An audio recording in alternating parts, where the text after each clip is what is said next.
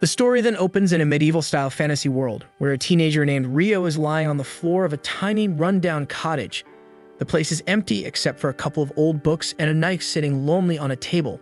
Rio shrugs them off, steps outside to breathe in the mountain air, and takes a look around. All he sees are endless peaks rising up everywhere. Curious, he lifts his hand and quietly mutters, "Water come forth," and like magic, a small pool of water springs up in his palm. Flashback to just a few days earlier, Rio suddenly finds himself suspended in a bright, endless void. Confused, he's met by an angel who's quick to read his thoughts, assuring him this is not some afterlife checkpoint. The angel, who admits it's been ages since he's seen a guest, is both happy for the company and a bit bummed, since Rio died after the infamous truck coolant accident. Rio, putting two and two together, realizes he's in line for reincarnation. He straight up asks the angel, who he decides to call Michael in his mind, what he's supposed to do in his next life. Michael tells him to just live however he likes. Rio always wanted a slow, boring life, so after getting Michael's blessing, he gets ready to be reborn in a new, magical world called Phi. But before he goes, Michael breaks down the basics. Only 1/5 of people here can actually use magic, but Rio is one of the lucky few especially gifted with water abilities. Since Rio wanted a boring life, Michael sets him up in the forest of Rondo, far from crowds, with a small cottage and 2 months' worth of food stacked in a cold storage house. Inside the cottage, there are 2 handy guidebooks, one about the local plants, the other on the monsters he might run into. And when it comes to learning magic, Rio remembers Michael's advice. All you need is imagination and practice. He's also safe from forest monsters for now, since Michael put up a barrier around the house. He then gives water magic another try, and with just a thought, he makes a perfect water ball appear in his hand. No chanting, just pure focus. And honestly, it's a pretty sweet setup for someone who just wanted to take it easy in another world. With a quick flick of his magic, Rio then plugs up the bathtub with water. Honestly, it's a bit gross if you think about it, because the water technically comes straight from inside him. And to make things worse, it's freezing cold. Now he's got a new problem: how to heat it up. He tries the old school way, rubbing sticks together to spark a fire, but after multiple failed attempts, he just gives up and starts thinking if there's a magical shortcut. Remembering his chemistry classes from his past life, Rio decides to separate hydrogen and oxygen from the water, but instead of making fire, the whole thing freezes up and turns into solid ice. Staring at the ice, Rio has a light bulb moment. He uses the ice like a magnifying glass to focus sunlight, and with some luck, he manages to get fire going. Finally, he gets the water nice and hot and takes a long, relaxing bath. While soaking, his mind starts to clear, and he suddenly realizes he could have just used magic to heat the water in the first place by reversing the process he used to make ice. But he'll save that trick for next time, because for now, it's time to eat. During dinner, Rio thinks about his limited food stash. He knows he'll need to start hunting soon, but the idea of going to the forest freaks him out. He's pretty sure that little knife Michael left him won't do much against monsters, so now he's got to unlock some offensive magic. The following morning, Rio gets to work on his very first offensive spell, Water Ball. But the results are underwhelming. The attack does nothing to the tree he's aiming at. He tweaks the spell, making the ball thinner and sharper, almost like an arrow. After hours of trial and error, he finally manages to create a simple water jet, but even that can't scratch the tree. Not one to give up, Rio spends the following day experimenting with ice magic instead. He carefully forms an ice crystal, but quickly learns that levitating ice is a lot tougher than water. Still, he keeps at it for hours and eventually figures out how to summon multiple ice crystals at once. But the only problem is that he still can't get them to actually launch at his target. After days of trial and error, Rio finally gets the hang of forming ice crystals instantly, but still doesn't have the power to actually fire them as projectiles. Still, with his food running low, he makes do by using an ice crystal as a makeshift spearhead. He heads into the forest. By the riverbank, he spots some quartz and grins, knowing they'll be useful for making fire if he ever runs out of mana. While searching for medicinal herbs, Rio gets ambushed by a monster, a lesser boar that clearly sees him as easy prey. The beast charges straight at him, and for a second, Rio totally freezes, his feet glued to the ground. His Isekai adventure nearly ends before it even gets started. But at the very last second, the fear of dying all over again kicks in, and he leaps out of the way. This time he thinks fast, using magic to freeze the ground and send the boar sliding. In the chaos, he summons several sharp icicles right in the boar's path, and the beast ends up impaled and finished off. Desperate times really do bring out the best in him, because Rio manages to pull off some clutch water magic right when he needs it. Not a bad effort, but he's still got a long way to go. Back at home, Rio cracks open the monster compendium and immediately learns that lesser boars are basically the weakest monsters around. He spends extra time flipping through the pages, trying to get ahead of anything he might run into next. When he reaches the section on dragons, the only advice is to run if you ever spot one, not that it'll help, since he'd almost definitely die anyway. Still, he's told to at least try to escape. Turning the page, he lands on Akuma, an even worse nightmare. For this monster, the book doesn't bother giving any survival tips. All it says is to pray you never cross paths with one. The more he reads, the less helpful the book seems, but he powers through. You'd think his last hunt would keep him inside for good, but there's only so much time a guy can spend indoors. The next day, he pulls himself together and heads out again, ready for whatever this world might throw at him. And the day starts with optimism because Ryo discovers a tree loaded with fruit. The first bite is so good it almost makes up for all the stress from the day before, but his luck doesn't last. Out of nowhere, an assassin hawk swoops down and knocks him flat. It's immediately clear that this hawk is way stronger than he is, and there's no chance he can win in a straight fight. The hawk even uses invisible air magic, leaving Ryo completely defenseless. Remembering advice from his monster book, he tries to run, but there's no way he's outrunning a damn hawk. Realizing he can't escape, he turns to face the hawk. Using his ice magic, he manages to trap the bird. Thinking he's finally won, he gets closer, only for the hawk to break out injured but alive, one eye now damaged. Once the hawk realizes Ryo isn't as weak as he thought, it bolts. Ryo collapses in relief, complaining that this slow life he wanted is anything but slow. Trying to get home after the fight, Ryo realizes he's completely lost thanks to his mad dash from the hawk. As he stumbles through the forest, something freaks him out even more. A headless Dullahan with smoke pouring from its neck, calmly tending to its horse. But somehow, Ryo eventually finds his way back home. As days pass, he keeps training and leveling up his skills. From fighting monsters to fishing, his water magic gets so strong he can slice through mountains with it. He keeps pushing himself to get tougher, and slowly he's starting to adjust to this new life. But every night he returns to the same spot where he found the Dullahan, challenging it over and over, not to win, but maybe just to grow stronger. There's no info about Dullahans in his monster compendium, so he wonders if it's not a monster at all, or if it's just not in the beginner's guide. After another failed duel, Ryo admits the only reason he keeps coming back is because it feels like the Dullahan is actually helping him get stronger. One night, he watches as the Dullahan creates an ice sword, holding out toward him as if offering a gift. Taking the hint, Ryo accepts the sword, and with that, the Dullahan leaves him in peace. For the next several days, or maybe even weeks, Ryo finally enjoys a stretch of calm, but the peace doesn't last long. One day, while training, he spots a familiar figure. The vengeful hawk is back. He instantly notices it's missing an eye, so there's no doubt it's the same bird he fought before. But now it's turned completely black, and it looks much bigger than last time, which means it's evolved. The hawk charges at him, faster and stronger than ever. Ryo instantly calls up his 5-layer ice wall, but the hawk smashes through it like it's nothing, so he quickly summons a 10-layer ice wall, but the bird breaks that down too. Desperate, Ryo attacks with multiple ice crystals, but the hawk uses some kind of magic negation to wipe them out and closes in on him. Then suddenly, Ryo senses something in the air, so he leaps aside, and at this moment, Ryo's stick gets reduced to ashes by a surprise lightning attack. So in the heat of the moment, he grabs the sword he got from the Dullahan and goes after the hawk. This time, the sword actually works. He lands a hit, forcing the hawk back, but it isn't done yet. The bird lunges at him again, and with a final thrust, Ryo pierces it with the blade and the hawk collapses. Ryo approaches the fallen bird, admitting that it's one of the most persistent creatures he's ever met. He realizes that the hawk evolved just for this rematch, and as a sign of respect, he lets it die by his hand. Removing the sword, he watches as the hawk finally passes away. Ryo continues his journey, completely unaware that a dragon is nearby. Suddenly, a dragon appears and starts speaking to him, and Ryo is stunned that he can understand a dragon's voice. The dragon, glad to have his telepathy working again, asks Ryo if he's seen an evolved hawk. Ryo explains he just killed one. The dragon is surprised that a human could defeat it, so Ryo shows him the sword. Instantly, the dragon recognizes it as the sword of the Fairy King and asks what Ryo did to deserve it, but Ryo has no idea. With the dragon's curiosity satisfied, Ryo takes his turn asking questions. The two chat until late before the dragon announces he needs to leave. But before parting ways, Ryo introduces himself and the dragon shares his name, Lewin. Things are actually going pretty well for Ryo in this new world, so well that the angel who reincarnated him checks his heavenly records again and realizes he missed something huge. Ryo has a secret ability that the angel never noticed before, the power of eternal youth. Meanwhile, down by the riverbank, we see a mysterious boy with red hair lying in the sand next to a wrecked boat. Later, Ryo suddenly gets an intense craving for seafood, so he casually strolls down to the beach. But the moment he arrives, his eyes widen in shock at the massive shipwreck sprawled out before him. He rushes forward, quickly noticing a man lying next to the busted-up vessel. Rio kneels to check on him only to find out the poor bastard's already kicked the bucket.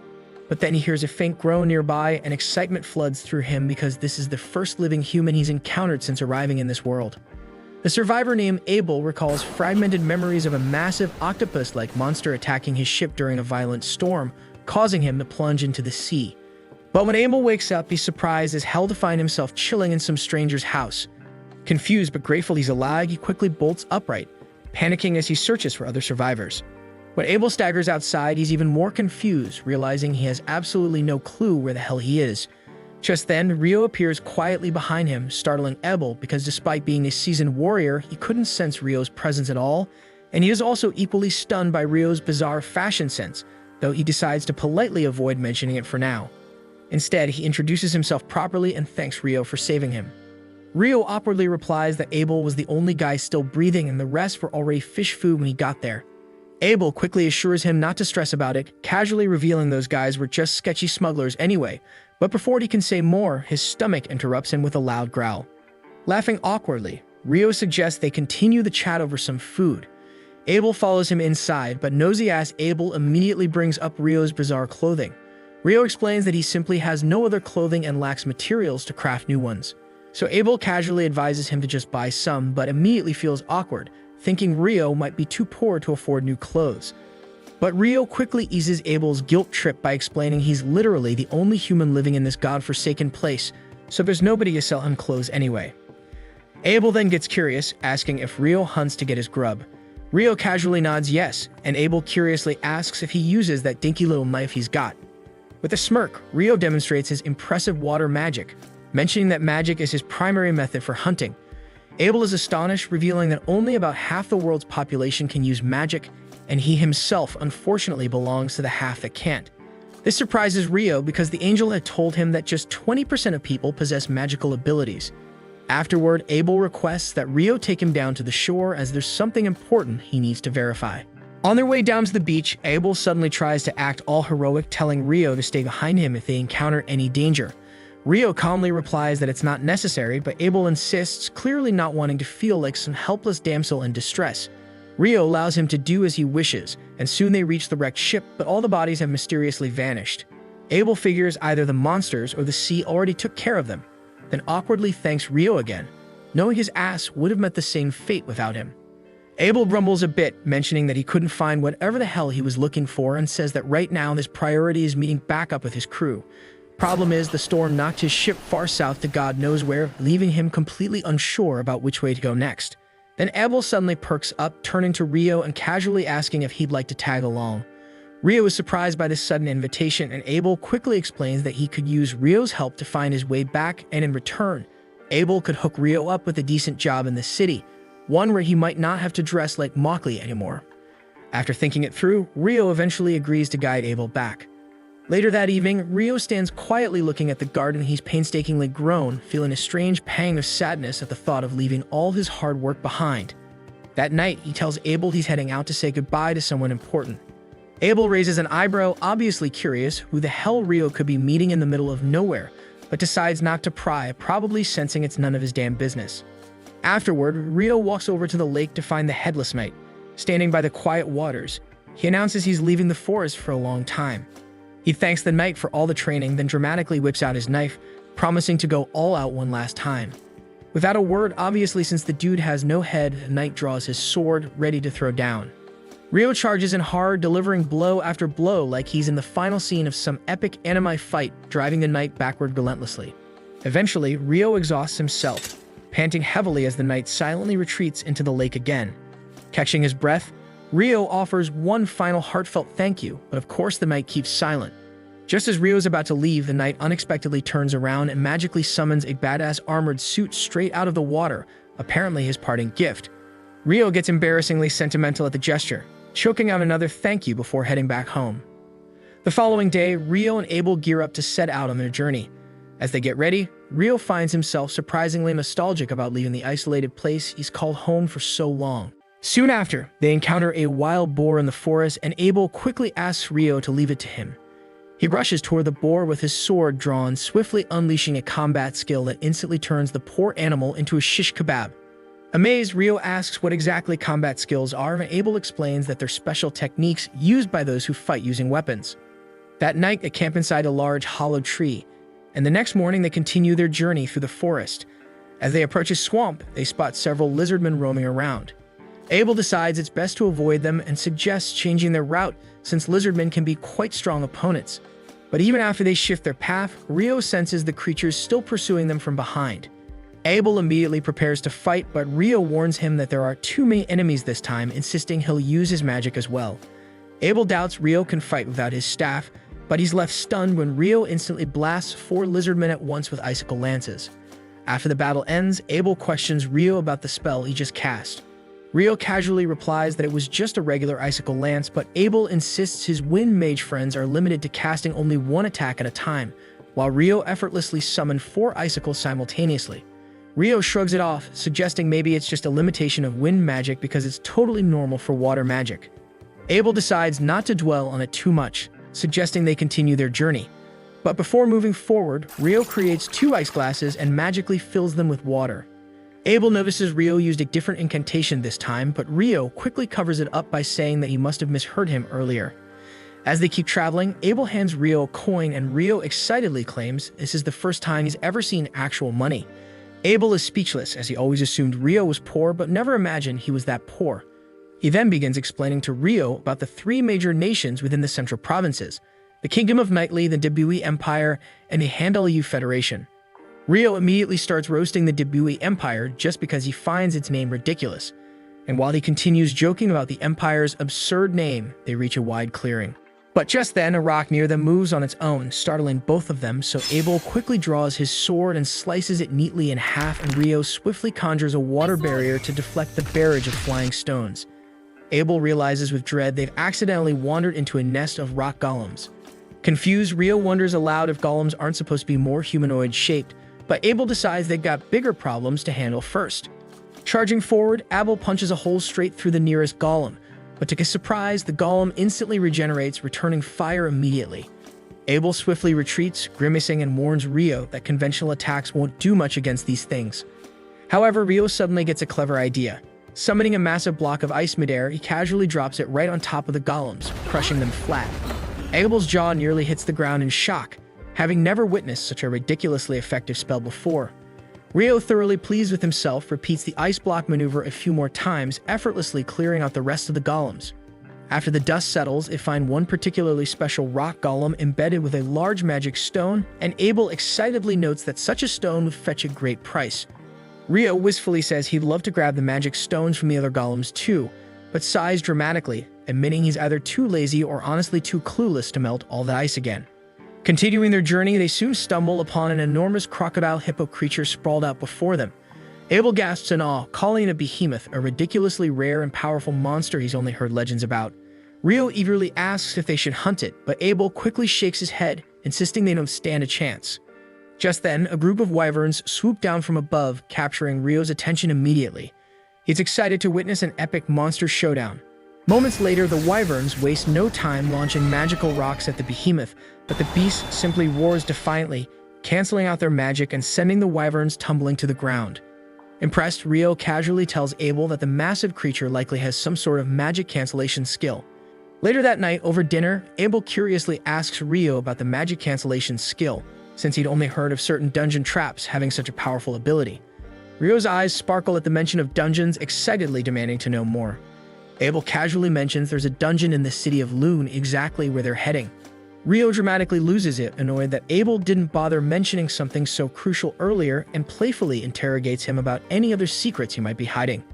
Abel awkwardly asks if Rio at least knows about dwarves and elves, but Rio urges him to fill in the details anyway. After a few days, they finally reach a sprawling mountain range, and Rio confidently says they'll find some human settlement just beyond those mountains. Abel raises an eyebrow skeptically, asking how Rio can be so damn sure. Rio briefly considers telling Abel about that dragon he casually chatted with, who conveniently spilled all the secrets of this world, but decides against it, and he settles instead on dramatically replying that it's knowledge beyond human comprehension. Just as Abel's about to call him out on his cryptic nonsense, they suddenly hear a strange noise nearby. Instantly, they both tense up, weapons at the ready. Seconds later, a massive monster, a freaking griffin, soars down from the sky straight toward them, prompting both boys to freak out spectacularly. Abel immediately goes into full panic mode, his mind racing with ways they're about to become bird food, but Rio swiftly saves their skins by tossing a hefty chunk of meat high into the air. Abel quickly copies him, hurling another chunk skyward, so the griffin eagerly snatches both pieces mid-flight and casually flies away, clearly uninterested in human-flavored snacks. After a tense pause, they both exhale deeply, relieved that they're not dinner tonight, and they admit shakily that picking a fight with something like that would have ended terribly. As they continue onward, Abel starts rambling about how nobody's even seen a behemoth or a griffin in over a century, suggesting the tall mountains might have kept these powerful creatures from reaching populated areas. That reminds Rio that the wyverns they saw earlier came from the north, meaning their nest must be nearby. As usual, Rio's instincts are spot on, as they soon stumble upon a small group of wyverns munching on some unfortunate monster. Rio eagerly suggests fighting them, but Abel quickly shuts him down, warning him that it typically takes at least 20 experienced adventurers to handle creatures as tough as wyverns. Rio shrugs calmly, reminding Abel they'll inevitably have to face strong monsters eventually. Then with a mischievous smile, Rio asks if pinning them to the ground would make things easier for Abel. Abel cautiously agrees, saying if they're grounded, he can handle one or two up close. Without hesitation, Rio dramatically steps forward, loudly chanting a deliberately exaggerated fake spell before casually summoning 4 icicles that stab through the wyvern's wings, pinning them in place. Abel doesn't waste the opportunity and swiftly leaps forward, ending their misery.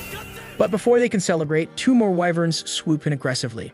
This time, Rio instantly summons more icicles, but without bothering with any flashy chanting. Abel notices immediately, casting a suspicious glance at Rio, but decides to save the questions for later. After dispatching the new threats, they gather the magic stones from the defeated wyverns and continue their journey northward. Soon enough, the two finally make it past the mountains, emerging onto the peaceful scenery of the Green Hills. Abel is impressed they not only fought wyverns, but gathered a ton of magic stones that'll bring in a pretty good payday when they arrive in the Empire. This suddenly makes Rio curious, and he asks exactly which country they're heading towards, hoping it's literally anywhere but the Dibui Empire. Abel reassures him, saying that the Dibui Empire is actually farther north, and Rio lets out a relieved sigh. Seeing Rio react like that, Abel gets confused and asks if he's got some kind of personal beef with the Empire. Rio says he doesn't have anything against its people, but he finds the name Dibui so painfully cringe that he'd rather just avoid it altogether. Abel gives him a weird look, finding this logic bizarre as hell. Just then, Rio notices a road far ahead, and Abel quickly realizes that since it runs east to west, the mountains they crossed might not have been ordinary at all. But when Rio asks what's on his mind, Abel just waves him off, saying it's nothing and mentions that the road probably leads to a town. Rio immediately brightens up, thrilled at the thought of finally sleeping in an actual bed, and Abel tells him that he should also try out the local food there. By nightfall, they reach the town and settle down in an inn for dinner. While they're eating, Abel suggests that Rio should register with the Adventurers Guild, explaining that a guild card doubles as an ID and lets him avoid taxes whenever he enters a new city. He reminds Rio that he had to pay a silver coin out of his own pocket to cover for him at the town entrance. Rio immediately starts teasing Abel, asking if he's really keeping tabs on every single coin he spends helping out a friend. Abel cringes slightly at Rio's cheap attempt to shame him, but he pushes through anyway, pointing out another benefit. If Rio joins the Adventurers Guild, he can sell magic stones and monster materials directly to the guild at a great price. He further explains that only alchemists know how to use those materials effectively, and Rio is instantly interested, wanting to learn more. Before he can dive into 1,000 questions, though, their waitress arrives with dinner, and Rio's jaw drops when he sees a plate of curry. He struggles to comprehend how curry could possibly exist here already. After all, even in the most cliché isekai anime, the main character usually has to travel far and wide, struggling desperately to recreate that perfect taste of home. Rio had kind of been looking forward to his own curry quest, but one bite proves that this curry is exactly like the one he enjoyed back in Japan. Completely overwhelmed by nostalgia and deliciousness, Rio polishes off the entire plate in seconds and immediately orders another round. The next morning, Rio is still hyped up about the curry he ate last night and playfully accuses Abel of keeping yet another juicy secret from him. Abel freaks out a little, confused about what secret Rio is talking about this time, but Rio just laughs it off, saying Abel needs to spill all the tea on any local dessert spots he might have overlooked. Abel quickly turns away, awkwardly admitting he's not into sweets, and Rio just stares after him, wondering why he's acting so weird. They hit the road again and eventually arrive at the town of Lune, a place surrounded by endless fields of wheat. At the town gate, they're greeted by Nimmer, one of the guards who's completely stunned when he recognizes Abel. Apparently, Abel had been reported missing several months ago, so Nimmer is overjoyed to see him back safe and sound, and he warmly thanks Rio for helping his buddy return home. Nimmer enthusiastically shakes Rio's hand and then catches up on old times with Abel. Once inside town, Abel suggests they head directly to the Adventurers Guild, explaining that if he's there to vouch for Rio, he can immediately skip from newbie F rank to D rank upon registration. Usually, newbies start at the bottom, but having someone ranked B or higher to back you up can speed up the process significantly. As soon as they enter the guild, everyone is shocked and thrilled to see Abel again. People crowd around him like he's some kind of hometown hero, and Rio watches happily, glad to see Abel has so many good friends here. Deciding to give Abel some space to enjoy his moment, Rio steps outside for some air. When he starts walking, Rio suddenly runs into an elf girl, and he's instantly charmed by her graceful features and pointy ears. Strangely, the elf girl is just as intrigued by Rio, staring at him in shock because of the unusual coat he's wearing. She quickly recognizes it as the Fairy King's own robe, mentioning that the Fairy King must really like Rio to have given him such a rare gift. Completely baffled by her words, Rio tries to figure out what's going on, but before he can ask any questions, the elf apologizes, saying she's in a hurry. She adds that she hopes they'll meet again soon, and then hurries off. Rio stands there completely bewildered, still trying to process what just happened, when Abel comes outside looking for him. Abel drags him back inside the guild, introducing Rio to all of his friends as the guy who saved his life. Everyone starts thanking Rio, showering him with praise and appreciation, and he decides that getting all this positive attention feels pretty damn good. Thereafter, Abel takes Rio straight up to the reception desk, confidently telling the receptionist that he wants Rio to be registered as a D-rank adventurer based on his recommendation.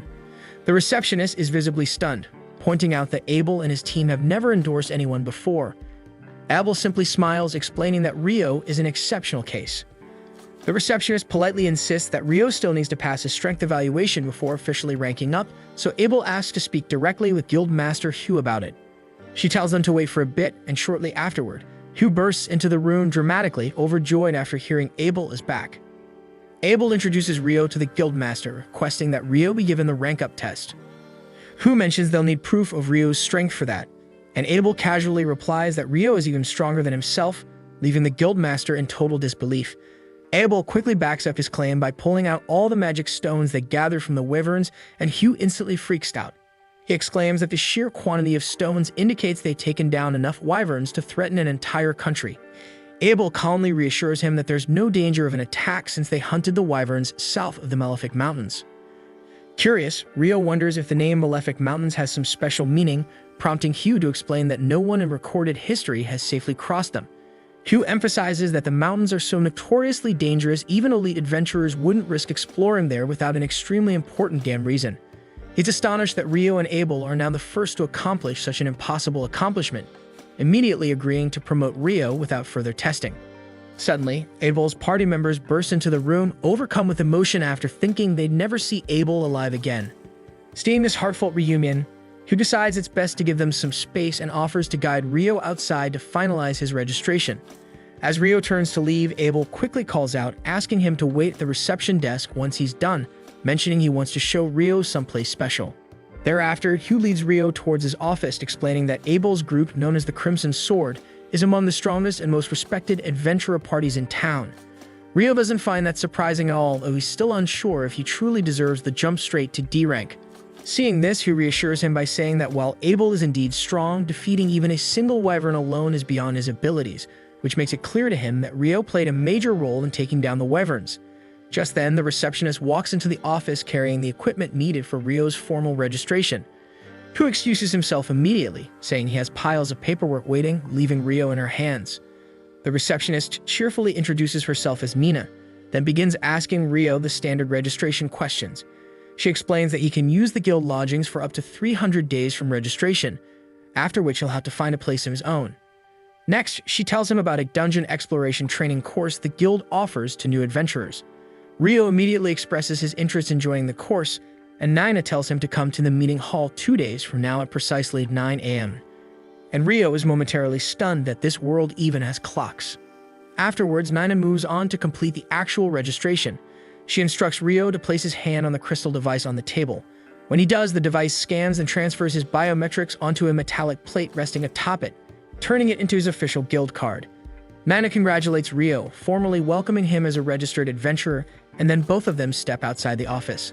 Not long afterward, Abel takes Rio out to explore the town, mentioning that he'd like to buy him some new clothes and his staff as payment for escorting him safely to his hometown. Rio happily accepts the clothes but questions why he would need a staff.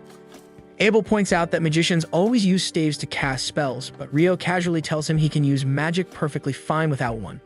He also explains that whenever he fights up close, he prefers using a sword anyway, so a staff would be pretty pointless for him. Abel is caught off guard by this, and he's even more shocked when Rio casually reveals the small knife he carries around actually serves as his sword.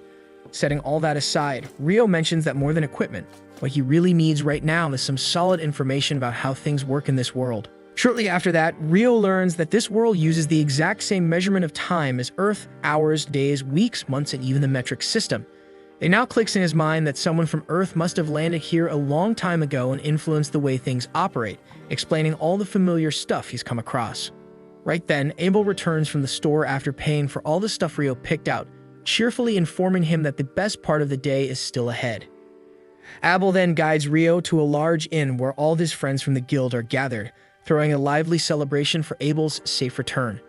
They party until late, leaving Rio exhausted, so that by the next morning, Nina has to drag him out of bed to show him his lodgings. She brings him to a room where two other fresh adventurers are already settling in. The blonde guy introduces himself as Ito, and the brown-haired guy as Nils. Both greet Rio warmly, and once Nina leaves, Nils immediately starts gushing about how much he likes her and how cute she is. Ito quickly shuts him down, reminding him that Nina is way out of his league. Ito then casually chats with Rio, giving him a quick rundown on life at the guild dorms. Moments later, Nina returns again, this time bringing along another nervous-looking newbie named Ammon. Curious about his youthful appearance, the others ask his age. Ammon shyly reveals he just turned 16, but with both parents recently deceased, he's decided to earn a living as an adventurer. Nina gently asks them to make Ammon feel welcome, then reminds Rio and Ammon to join her at the meeting hall the next morning for their dungeon exploration training. At the same time, Abel excitedly recounts to his party all the incredible things he saw Rio do, using magic effortlessly without his staff, skewering wyverns with icicles, and even crushing rock golems with gigantic ice blocks. Lynn, the skeptical member of the group, dismisses Abel's stories as impossible, arguing that magic simply doesn't work that way due to limitations like range and distance, but Abel firmly insists that everything he said was true. But then another party member named Ria comments thoughtfully that there's only one mage who has ever been rumored to wield magic of such scale, and he is the legendary Inferno magician. But since nobody has actually witnessed his insane magic firsthand, his feats remain nothing more than rumors. This leads to a brief moment of worry. If Rio really is that powerful, what would happen if he turns against them or worse, sides with the Dibui Empire? But Abel confidently reassures them that the Dibui Empire won't be an issue, given how passionately Rio dislikes its shit name. Meanwhile, at the lodging, Rio is cracking jokes and laughing along with his roommates, amazed at how drastically different his life has suddenly become. A few days later, Rio and Ammon finally wrap up their speedrun dungeon exploration class for rookies, and their instructor announces that they'll venture into the dungeon's first floor this afternoon. Ammon visibly freaks out about his first dungeon experience, but Rio casually tells him to calm the hell down, because if he stresses out now, he'll just end up exhausted before even stepping inside. The instructor then asks the group if anyone's got any burning questions, and Rio immediately asks whether it's possible to teleport directly to the floors they already cleared. The instructor is genuinely impressed by this question, since usually only veteran adventurers would even think to ask something like that. He explains that there are certain dungeons further south where adventurers can conveniently warp between checkpoints, but unfortunately, the Loon Dungeon doesn't have any cool tricks like that. Afterwards, the instructor escorts the newbies directly to the dungeon, located right in the city's heart. He reveals that the city itself was literally built around the dungeon, adding that every several years the monster count inside spikes dramatically, sometimes even pushing them above ground. He explains how the massive walls around the dungeon protect ordinary folks from monster rampages, but then quickly reassures the nervous newbies there's currently zero risk of any major monster outbreak happening anytime soon. Not long after, they finally reach the beginner-friendly first floor of the dungeon, which fortunately doesn't house any particularly fierce creatures. The instructor tells everyone they're welcome to explore freely, but insists they stick close to the entrance. Rio pairs up with Aemon, and almost immediately, Rio senses something approaching. He tells Aemon to ready himself for a strike while he handles immobilizing their enemy, and Aemon anxiously pulls out his sword. Moments later, a monster ant shows up, and Rio instantly recognizes it from his monster textbook as a soldier ant. He instructs Aemon to aim right at its neck, while he pins it down using ice spears. Rio flawlessly locks the monster to the ground, letting Aemon cleanly slice its head off, earning himself his first kill. Aemon is totally hyped about this victory, and Rio quickly retrieves the ant's magic stone as proof of their first successful hunt together. Later that evening, they're eating dinner alongside their roommates, who insist on celebrating their first successful dungeon raid. The roommates are genuinely impressed that the pair managed to defeat a soldier ant on their first trip, but Aemon modestly insists he only finished off the ant after Rio had it firmly restrained. He excitedly mentions that he can't wait to return to the dungeon tomorrow, although he's admittedly nervous about trying to go solo. Rio volunteers to tag along since he's also eager to explore the dungeon to the 3rd floor because he finds it suspicious as hell that they encounter a stronger monster from a deeper level wandering around on the 1st floor. After all, the instructor made that sound unusual. Ito chimes in, mentioning he's heard recent rumors of soldier ants appearing even up near the 1st and 2nd floors, and none of the boys can figure out why the heck that's happening. At that moment, Abel walks in casually and explains it's because soldier ants can tunnel their way upward. Mills and Ito absolutely lose their shit when they realize the town's most badass adventurer just showed up in front of them. Rio, as always, casually greets his friend without giving a damn about his celebrity status, prompting Abel to jokingly ask the guys to keep an eye on Rio since he completely lacks common sense. Nils immediately jumps up, saluting Abel excitedly and declaring that he's his biggest fan. He passionately announces his dream of becoming a legendary adventurer just like Abel one day, asking eagerly if he could shake his golden hand. Abel happily grants him the handshake, gently advising Mills to chase his dream, but never forget that survival always comes first. Rio then bluntly asks Abel what he's doing hanging around here this late, and Abel replies that he just returned from his latest mission. Before he can say anything else, Abel's party suddenly storms in. The girls are clearly pissed that Abel came here instead of heading straight to the guildmaster for a mission report. Abel quickly tries explaining he was merely helping out some newbie adventurers who needed his advice, but Lynn isn't having any of it and immediately tells Warren to haul him away. Warren lifts Abel onto his back effortlessly as Abel starts whining like a toddler. Meanwhile, Lynn suddenly stares daggers at Rio with obvious jealousy. Rio awkwardly asks her what the hell she wants, causing the priestess Ria to quickly snap Lynn out of her daze and apologize to Rio for their rude interruption.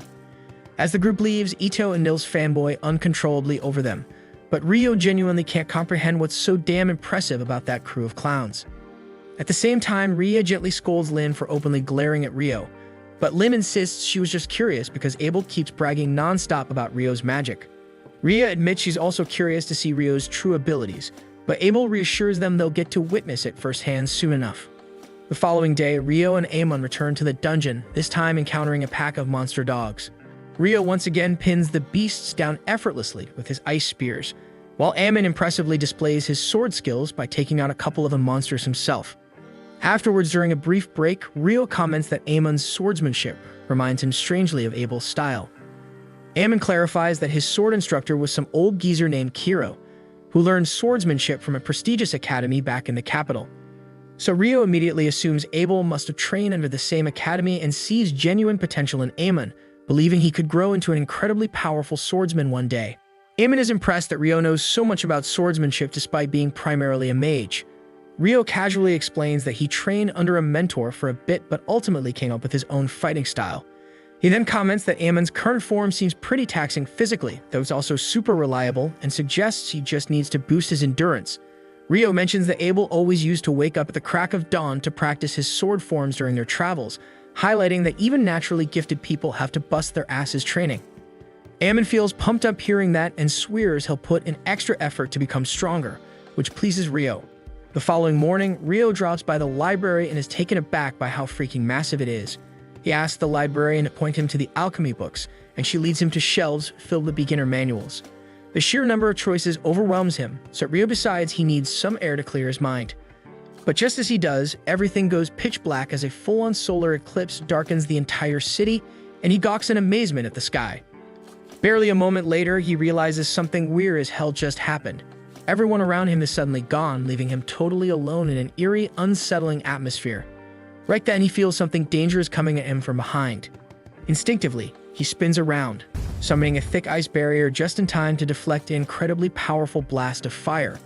Shocked, he wonders who the hell just tried to roast his ass, and then spots a terrifyingly hot demon lady strolling towards him like she stepped straight out of a Hollywood action movie. She smirks, amused to find a random human trapped in her domain, clearly looking forward to messing him up. Ryo instantly recognizes that he's dealing with an actual demon now, and he's absolutely certain she's by far the strongest opponent he's encountered since arriving in this world. He considers fleeing for a second, but realizes there's no freaking way he'll escape from this bizarre dimension no matter how hard he tries. Gritting his teeth, he decides his only option is to fight. Without hesitation, he summons a bunch of ice barriers around himself just before the demon woman unleashes another hellish wave of flames. His shields manage to hold back the intense blaze, but the demon suddenly switches tactics, firing an invisible bullet of wind that effortlessly punches through Ryo's ice walls, only to bounce harmlessly off his robe. The hot demon can't believe her eyes, baffled at how some human-made robe could stop her attack. But on a closer look, she realizes Ryo's cloak is actually the Fairy King's robe. Acknowledging he must be a mage of significant skill and power to possess such rare gear and survive her attacks, she decides she'll simply cut him down the old-fashioned way with her sword rather than relying on magic. Ryo also summons his ice blade to meet the demon's strike head-on, immediately shifting into a defensive stance as the fierce woman relentlessly pushes him back. She's incredibly quick, forcing him into a desperate dodge as a lethal slash narrowly misses his face. Seeing his chance, he retaliates by launching a storm of frozen spears at her, but the demon easily dances around every projectile, failing to notice the solar eclipse slowly fading away as she screws around enjoying herself. At the same time, Ryo figures out she's boosting her speed using wind magic, and right then she lunges straight at him for a decisive blow. Ryo blocks her strikes surprisingly easily, because while she's speedy, her swordsmanship doesn't even come close to the hellish training sessions he endured under that headless knight. The demon pauses in shock, genuinely impressed, and demands to know who the hell he is to possess not only the Fairy King's cloak, but also his blade. Frustrated, she conjures a blazing fireball to incinerate him, but Ryo effortlessly cancels it out with a well-timed icicle spear. This royally pisses her off, and the demon decides to put an end to him fast, realizing he'll become a real threat if the fight drags out. She unleashes an aggressive onslaught, but Ryo remains composed, smoothly blocking her frenzied attacks. He spots an opening and counters fiercely, knocking the demon off balance. Immediately seizing the advantage, Ryo unleashes a barrage of sharpened ice spikes, aiming to finish her off. The demoness quickly surrounds herself in scorching flames, melting away the ice spears before they reach her. But as Ryo's relentless assault intensifies, she is forced to summon thick stone walls as extra protection.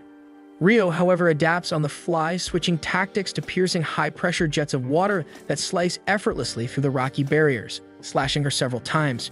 She is stunned that his attacks could actually hurt her, but luckily Ryo had been striking blindly due to the thick cloud of smoke obscuring his vision. Seizing his opportunity, Ryo rushes in to deliver the killing blow, but the demon desperately leaps forward to intercept his strike. As their blades violently clash midair, Ryo is startled to see the demon's wounds rapidly closing up and healing right before his eyes. His momentary distraction gives her the opening she needs to land a devastating hit, slamming him hard into a nearby building. As she prepares to finish him off for good, she feels droplets of water hitting her skin. Confused, she glances upwards just as a scalding hot raindrop strikes her cheek, burning hotter than freaking boiling water. She screams out in agony and instantly encases herself in a protective stone cocoon, desperately waiting for the blistering rainfall to subside, while Ryo carefully touches down, readying his next move. Without warning, the demoness erupts into an inferno, violently blowing apart everything around her.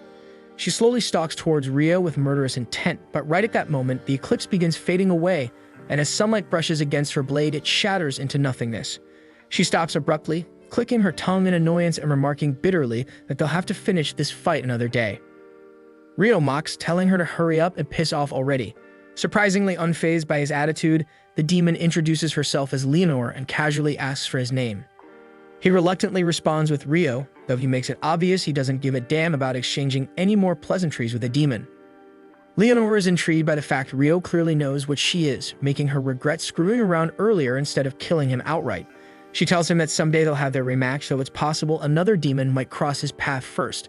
She warns him not to die to some weakling, because when they meet again, she'll have grown far stronger, and next time she won't hesitate to finish his ass off.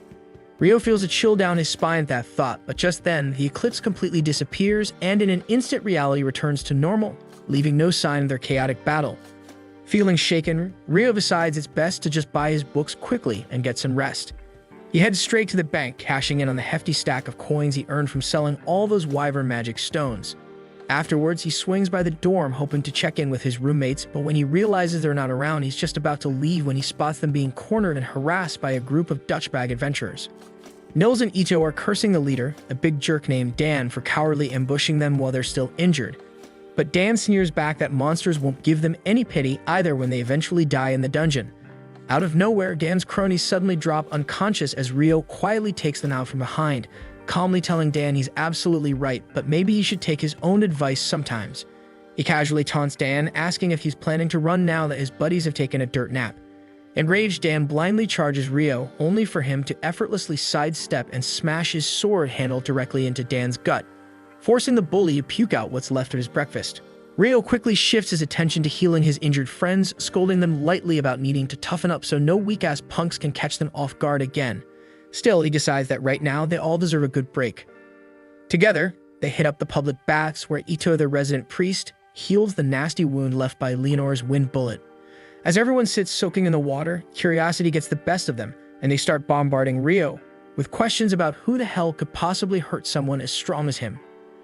Rio considers mentioning the demon briefly, but quickly decides against it because for now relaxation is the priority and everything else can wait. Thanks for watching. Subscribe to not miss the next part. The next day, Ammon, Nils, and Ito start diving into the dungeon as a group. While Nils and Ammon battle goblins head-on, Ito stays safely at the back, assisting and patching them up whenever they get hurt. As Nils collects magic stones from the slain goblins, Ito heals Ammon, chatting nervously about how unexpectedly dangerous these goblins turned out to be. Nils quickly suggests they should retreat for now, since pushing any further would be suicide. Ito wholeheartedly agrees, especially since encountering goblin archers on only the 4th floor is seriously bad news. But Ammon stubbornly argues he still wants to hunt a few more monsters and earn extra cash, but Nils sternly reminds him about Abel's advice to never risk their lives over petty gains. Eventually, Ammon caves and they return safely to the surface. Turns out that decision saved their necks because just a few floors below them, another adventurer group was busy getting wiped out by a terrifyingly strong monster. Back on the surface, Rio reflects on how Leonore's magic skills were absolutely ridiculous, though he at least matched her in casting speed. He resolves to double down on his strengths and shore up his weaknesses, remembering how yesterday he struggled to keep pace with Leonore's insane movement speed. Though he briefly envies her wind magic, he quickly shakes off jealousy, determined to figure out his own unique solution instead. He decides to test whether using water jets to propel himself would work above ground. After all, it worked pretty well underwater.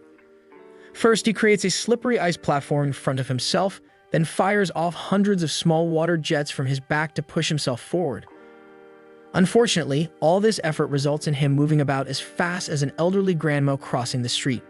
Frustrated with the embarrassingly slow result, Rio sighs, labeling it a work in progress, basically the story of his life. Later, Rio heads to the library, hoping to learn more about demons and alchemy. Coincidentally, at the same time, Lynn is also studying there, and she's desperately combing through records to see if there's any mention of a spell capable of creating an ice wall sturdy enough to crush golems, but finds absolutely nothing. Lynn smugly concludes that Rio must be some kind of scam artist tricking Abel, reassuring herself that only the greatest wizard on the continent could pull off magic that powerful. Satisfied with her theory, she puts the book back on the shelf, just as she spots the elf girl Sarah. The two exchange casual greetings and briefly chat before Sarah remembers she's supposed to meet up with someone, so she has to leave. Meanwhile, Ammon and the crew return to the guild, and Nils immediately starts stuttering like an absolute simp when he sees Mina. Ito quickly bonks him on the head, snapping him out of it, and calmly informs Nina they've discovered goblin archers roaming around on the 5th floor, a completely unheard of situation. So they returned immediately to report this alarming news. Nina carefully examines the magic stones as proof, instantly confirming their authenticity, and urgently thanks the group before rushing off to alert the guild master. Guildmaster Hugh is not happy at all when he learns about goblins appearing on the 5th floor because those little bastards should only show up deeper than the 10th. He grimly senses this could hint at something far worse brewing underground and instructs Nina to immediately summon every B-rank or higher adventuring party available. Nina hesitantly informs him that right now only 2 top-level groups are still in town, Abel's Crimson Sword and the White Brigade. Soon after, Abel and his teammates make their way to Hugh's office, with Abel visibly irritated at the prospect of working alongside the White Brigade, mostly because he can't stand their leader. The girls in his party bluntly tell him to stop whining like a little wimp, and Abel grudgingly pulls himself together before entering. Unfortunately, the leader of the White Brigade, Phelps, is already inside waiting, and Abel struggles immensely not to show his annoyance. Once everyone takes their seats, Hugh explains the serious situation. Goblins have been found on the 5th floor, and their report is completely reliable. Both Crimson Sword and White Brigade must immediately enter the dungeon and thoroughly investigate for any further signs of a potential monster outbreak. Hugh mentions grimly that the last outbreak was 10 years ago, and although it's too soon, he can't rule out the possibility of another one happening now. He offers each team an advance payment of 100 gold coins, with an additional 200 coins promised after successfully completing the mission. Abel then asks for clarification on whether they're only supposed to investigate. Hugh confirms that investigation is their sole mission, prompting Phelps to question what they're expected to do if they discover an outbreak has already begun. Hugh firmly replies that if an outbreak is indeed underway, they should retreat immediately and report back. The guild will then lock down the dungeon walls and coordinate with the knights to eliminate the threat. He also notes he's already alerted both the local lord and the knights' headquarters to ensure maximum preparedness. Finally, Hugh asks both parties if they accept the mission, and without hesitation they agree. The following morning, Rio is already up and fully prepared to head out to the Northern Library by the time his roommates start waking up. He explains he's planning to dive deeper into alchemy, mentioning he's heard the Northern Library carries books on more advanced topics. Ito confirms he's heard correctly, adding that adventurers ranked D and above have full access to that library. Ammon excitedly chimes in, mentioning rumors he's heard about forbidden books hidden inside the Northern Library as well. Rio's eyes light up immediately, but Ito quickly bursts his bubble by clarifying that only adventurers ranked B or higher are allowed to even touch those books. The boys then wish him luck on his quest for knowledge as they prepare themselves for another dungeon dive. Rio soon reaches the Northern Library and instantly vibes with the calm, scholarly atmosphere. He eagerly begins browsing around for the books he needs, though he realizes asking anyone directly about books on demons would probably cause a scene. However, just as he's climbing the stairs to the first floor, he spots the elf girl Sarah standing there, and he's instantly smitten. Meanwhile, Guildmaster Hugh and the two high-ranked adventurer parties arrive at the dungeon gates. Right as they're about to open the massive doors, Abel suddenly stops Hugh, sensing something horribly wrong. Trusting his gut instinct, he orders Lynn to quickly use her wind magic to scan the first floor for threats. Lynn's face immediately pales because she discovers hundreds of monsters lying in ambush right behind the gate.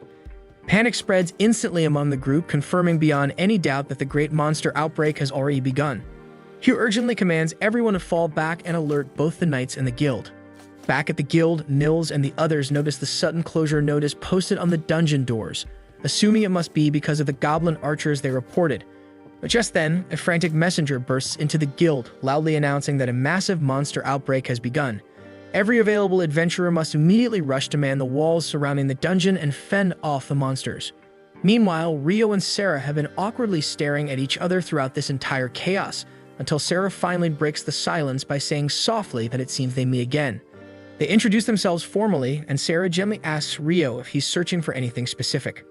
Rio almost blurts out he's researching demons, but quickly catches himself, nervously claiming he's interested in alchemy, specifically creating golems.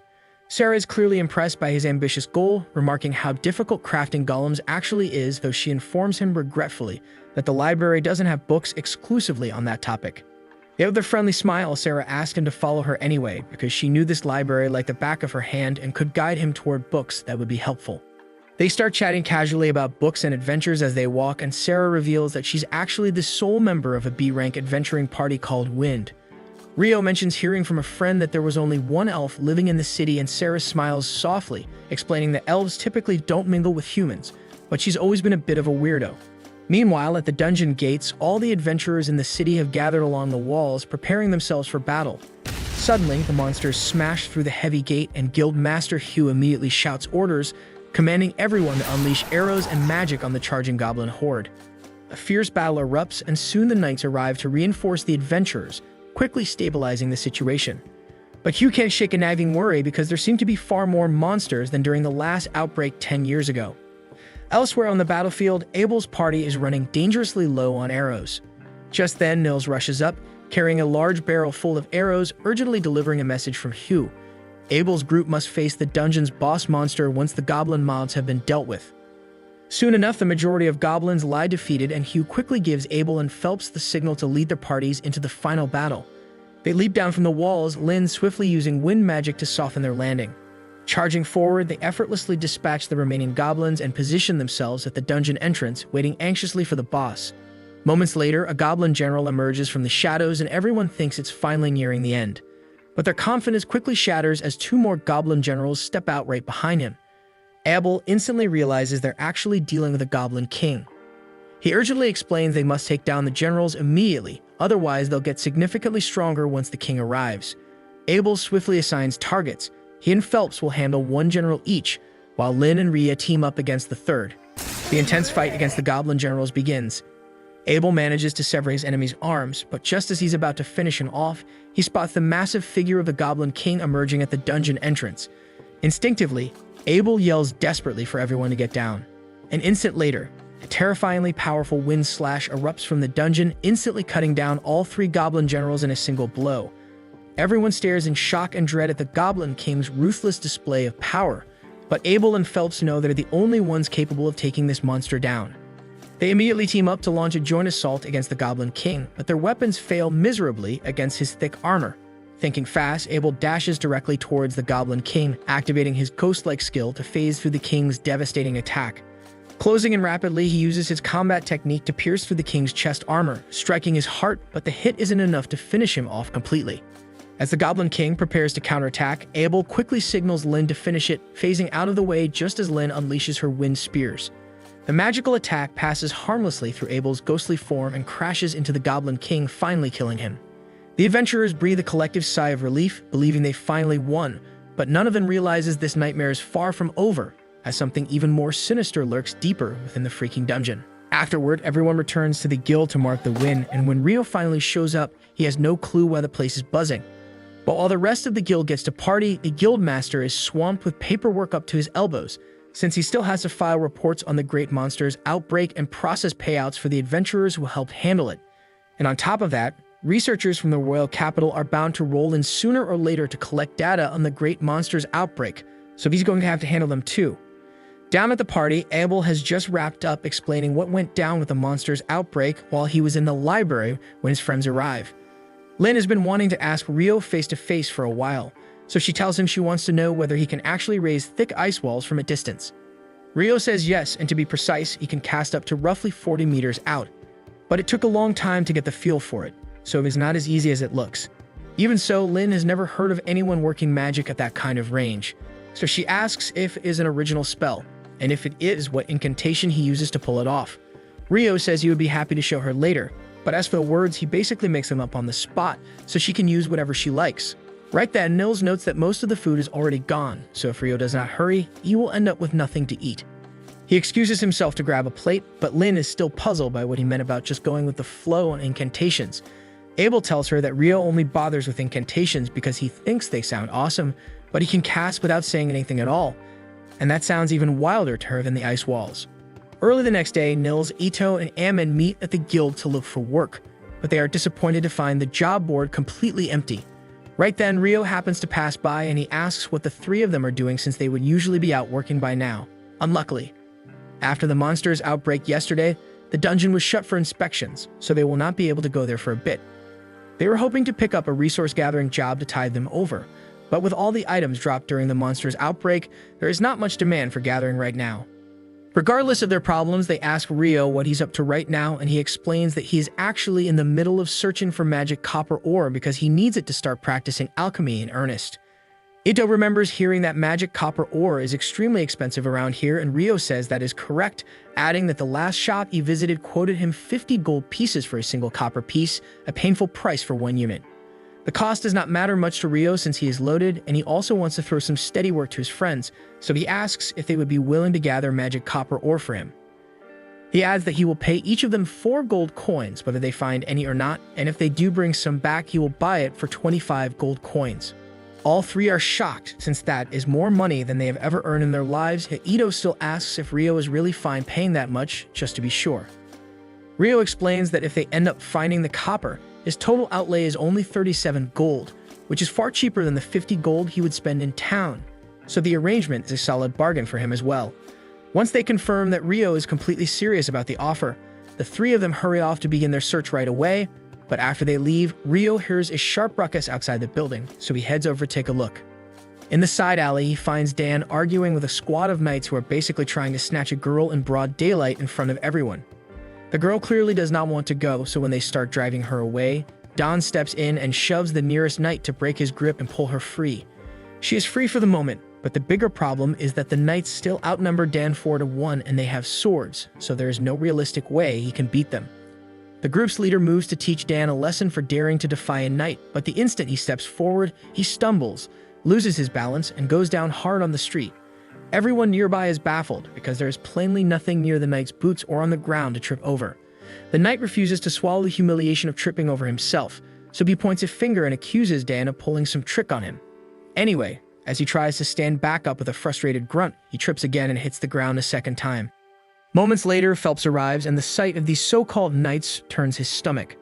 At first, the knights try to throw their weight around since on paper they outrank adventurers inside the city, but their bluster bounces off Phelps because, while he is an adventurer, he is also a noble. His full name is Phelps Heimlein, and the moment they hear he belongs to the Heimlein house, they realize they have stepped in it. His father, Alexis Heimlein, once commanded the Royal Knights, which means the Heimlein name carries real pull over the order, and Phelps could likely have them dismissed on the spot if he felt like it. And had he been there while they tried to kidnap the girl, he probably would not have hesitated to end them. But right now, what he knows is they were about to swarm Dan, so he calls them a disgrace to knighthood and tells them to clear out before he changes his mind about letting them walk away.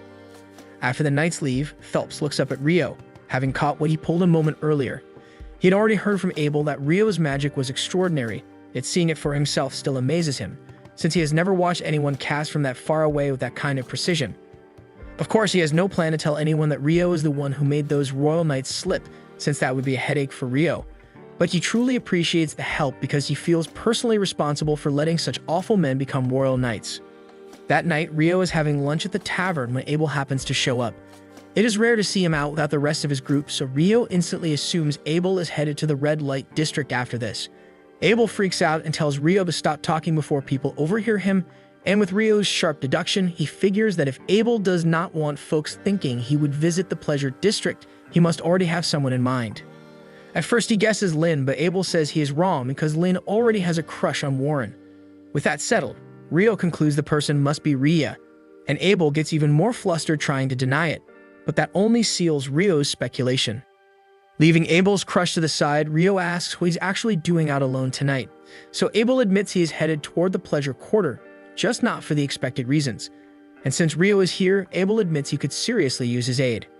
One of the dungeon investigators dispatched to the Loo dungeon is an old buddy of Abel, and the crown assigned royal knights to guard him while he is in town.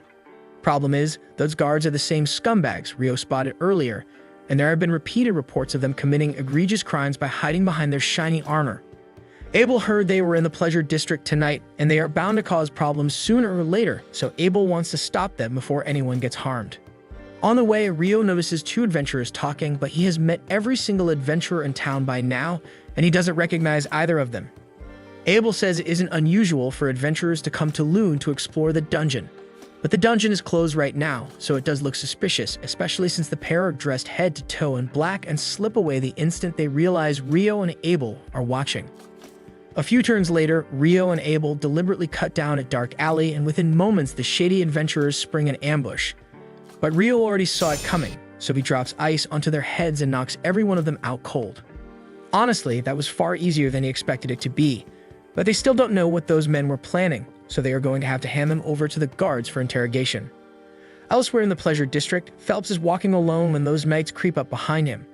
Their leader is still burning with humiliation over Phelps getting in his way earlier, so he and the others plan to annihilate him.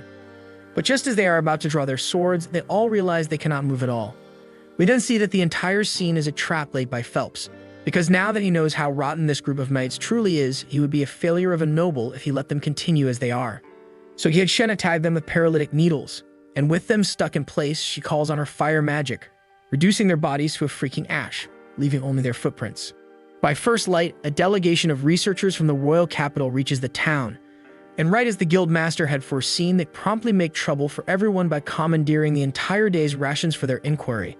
Besides that, Clive is already insisting that Hugh unseal the dungeon and assign some adventurers as escorts while they conduct the survey. Hugh tells Clive he is out of line since no one knows the dungeon's current condition and it could be genuinely hazardous, but Clive counters that he has been granted absolute authority over the investigation. So Hugh is bound to do as he says. The advisor Harold apologizes to Hugh for Clive's conduct and vows to replace the provisions taken from the town, which Hugh appreciates, yet Clive will not drop his push to reopen the dungeon and go in. In the end, Hugh relents and says he is willing to open the dungeon for Clive, but he states plainly that if anything goes wrong, neither he nor the city of Lune will bear responsibility. Every consequence will land on Clive's shoulders. Clive starts to waver now that he understands he will be the one facing the fallout if something happens, but he cannot retreat after arguing this hard. He accepts Hugh's terms, although they still have to find adventurers to accompany the research team. After a short while, Rio is heading toward the cafeteria when a girl dashes out and asks if he can show her the way to the Adventurers Guild. Rio was on his way to eat, but since she badly needed his help, he walked her over to the guild. The girl's name is Natalie Schwarzkopf, and she is here to deliver a letter requesting Abel's party to defend the investigation team inside the dungeon. Rio is taken aback to learn that a team is going down there when the dungeon is closed, but Abel is sure someone leaned on Hugh to force a reopening. The reason it was closed in the first place goes back decades, when after a monster's outbreak, an A-rank party was sent to investigate and never returned. Even their leader, practically S-rank, vanished without a trace, and if whatever lurks below can erase an S-rank, the guild refused to gamble, so from then on it became policy to seal the dungeon whenever a monster outbreak happened. Riegel finds the tale fascinating, but his stomach is growling, so he says he needs to head out now.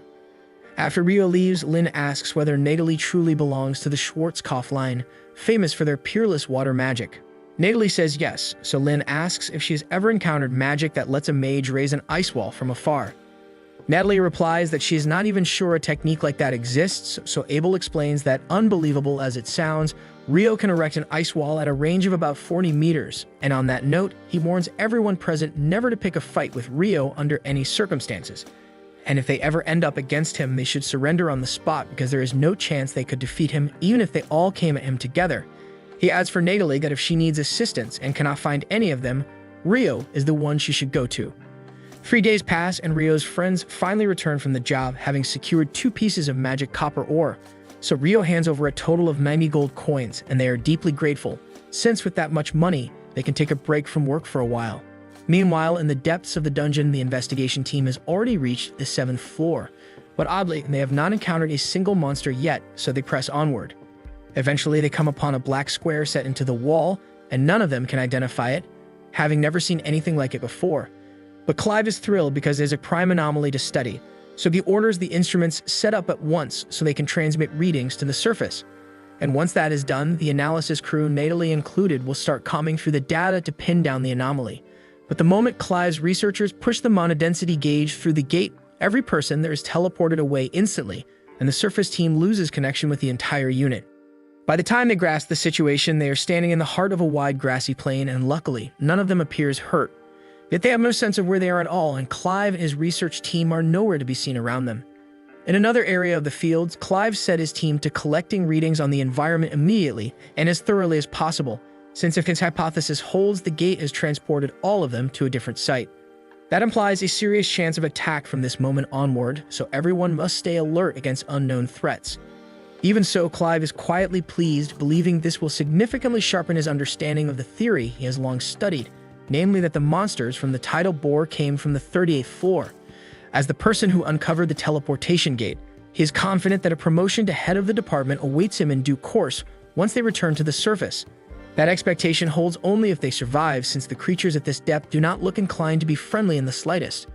Up on the surface, Natalie and the rest of the research team are still carefully analyzing what happened to the adventurers when the locator abruptly powers up again. It sends a pulse for only an instant, not long enough to exchange messages or attempt a response. From the brief data burst, it appears the expedition team has somehow landed on the 40th floor of the dungeon against all expectations. That result makes no sense, since by all accounts, a moment earlier they were on the 10th floor. At that moment, a man named Christopher steps into the tent and introduces himself as a researcher from the College of Magic who has joined this investigation in person to assist. He recognizes that he and Natalie's team are nominal competitors, but he says he must learn whether anything unusual has occurred in the dungeon, and he asks them despite that, to share whatever they know if possible. Natalie and the others hesitate to disclose information that's sensitive, so Christopher explains that not long ago he was entering the dungeon with the adventurers assigned to the second research expedition. Yet, as he reached the threshold, everyone ahead of him disappeared in an instant, which is why he is determined to learn what became of them. Christopher's account finally confirms what everyone feared. The group of adventurers trapped in the depths of the dungeon didn't vanish by accident. They were warped through some kind of teleportation, which explains why they were suddenly stranded on the 40th level.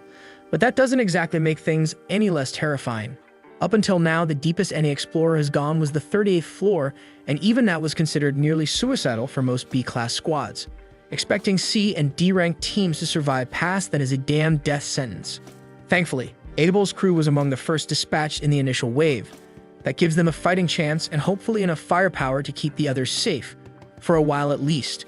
But if a plan to get them out doesn't come together soon, things are going to spiral fast.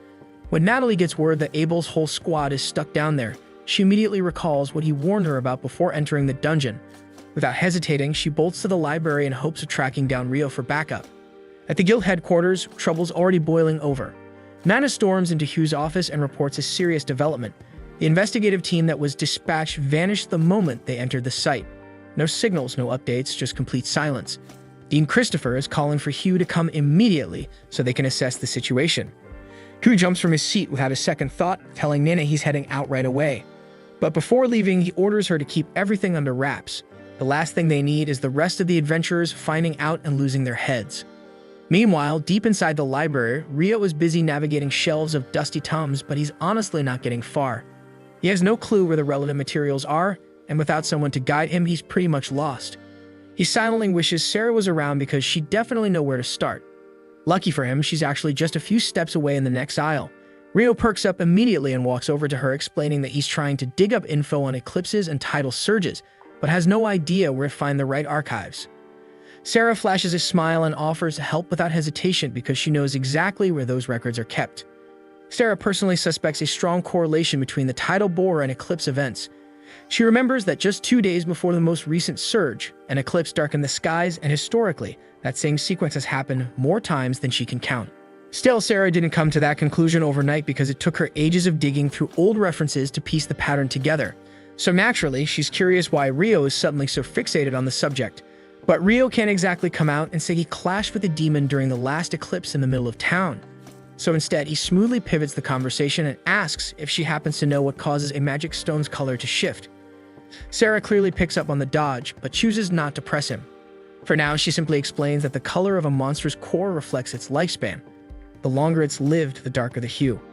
Rio had already learned that somewhere along the way, which only deepens his fascination with the tidal bore. According to the documentation, all the monsters that emerged during the event left behind completely transparent stones. Most believe the creatures surge upward from the lower dungeon levels, but those clear stones suggest they weren't seasoned beasts. They were freshly born.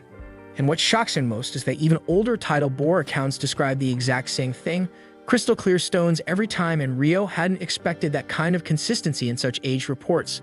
Sarah casually mentions that the records aren't exactly in great condition. Most are stored on fragile parchment, which is probably why no one else even knows they exist. But she does, and if Rio's interested, she's more than willing to show him where they're kept. Elsewhere, the research team caught in the teleportation trap still hasn't managed to pinpoint where the hell they are. Given how they got here, some are starting to wonder if they're even inside the dungeon anymore.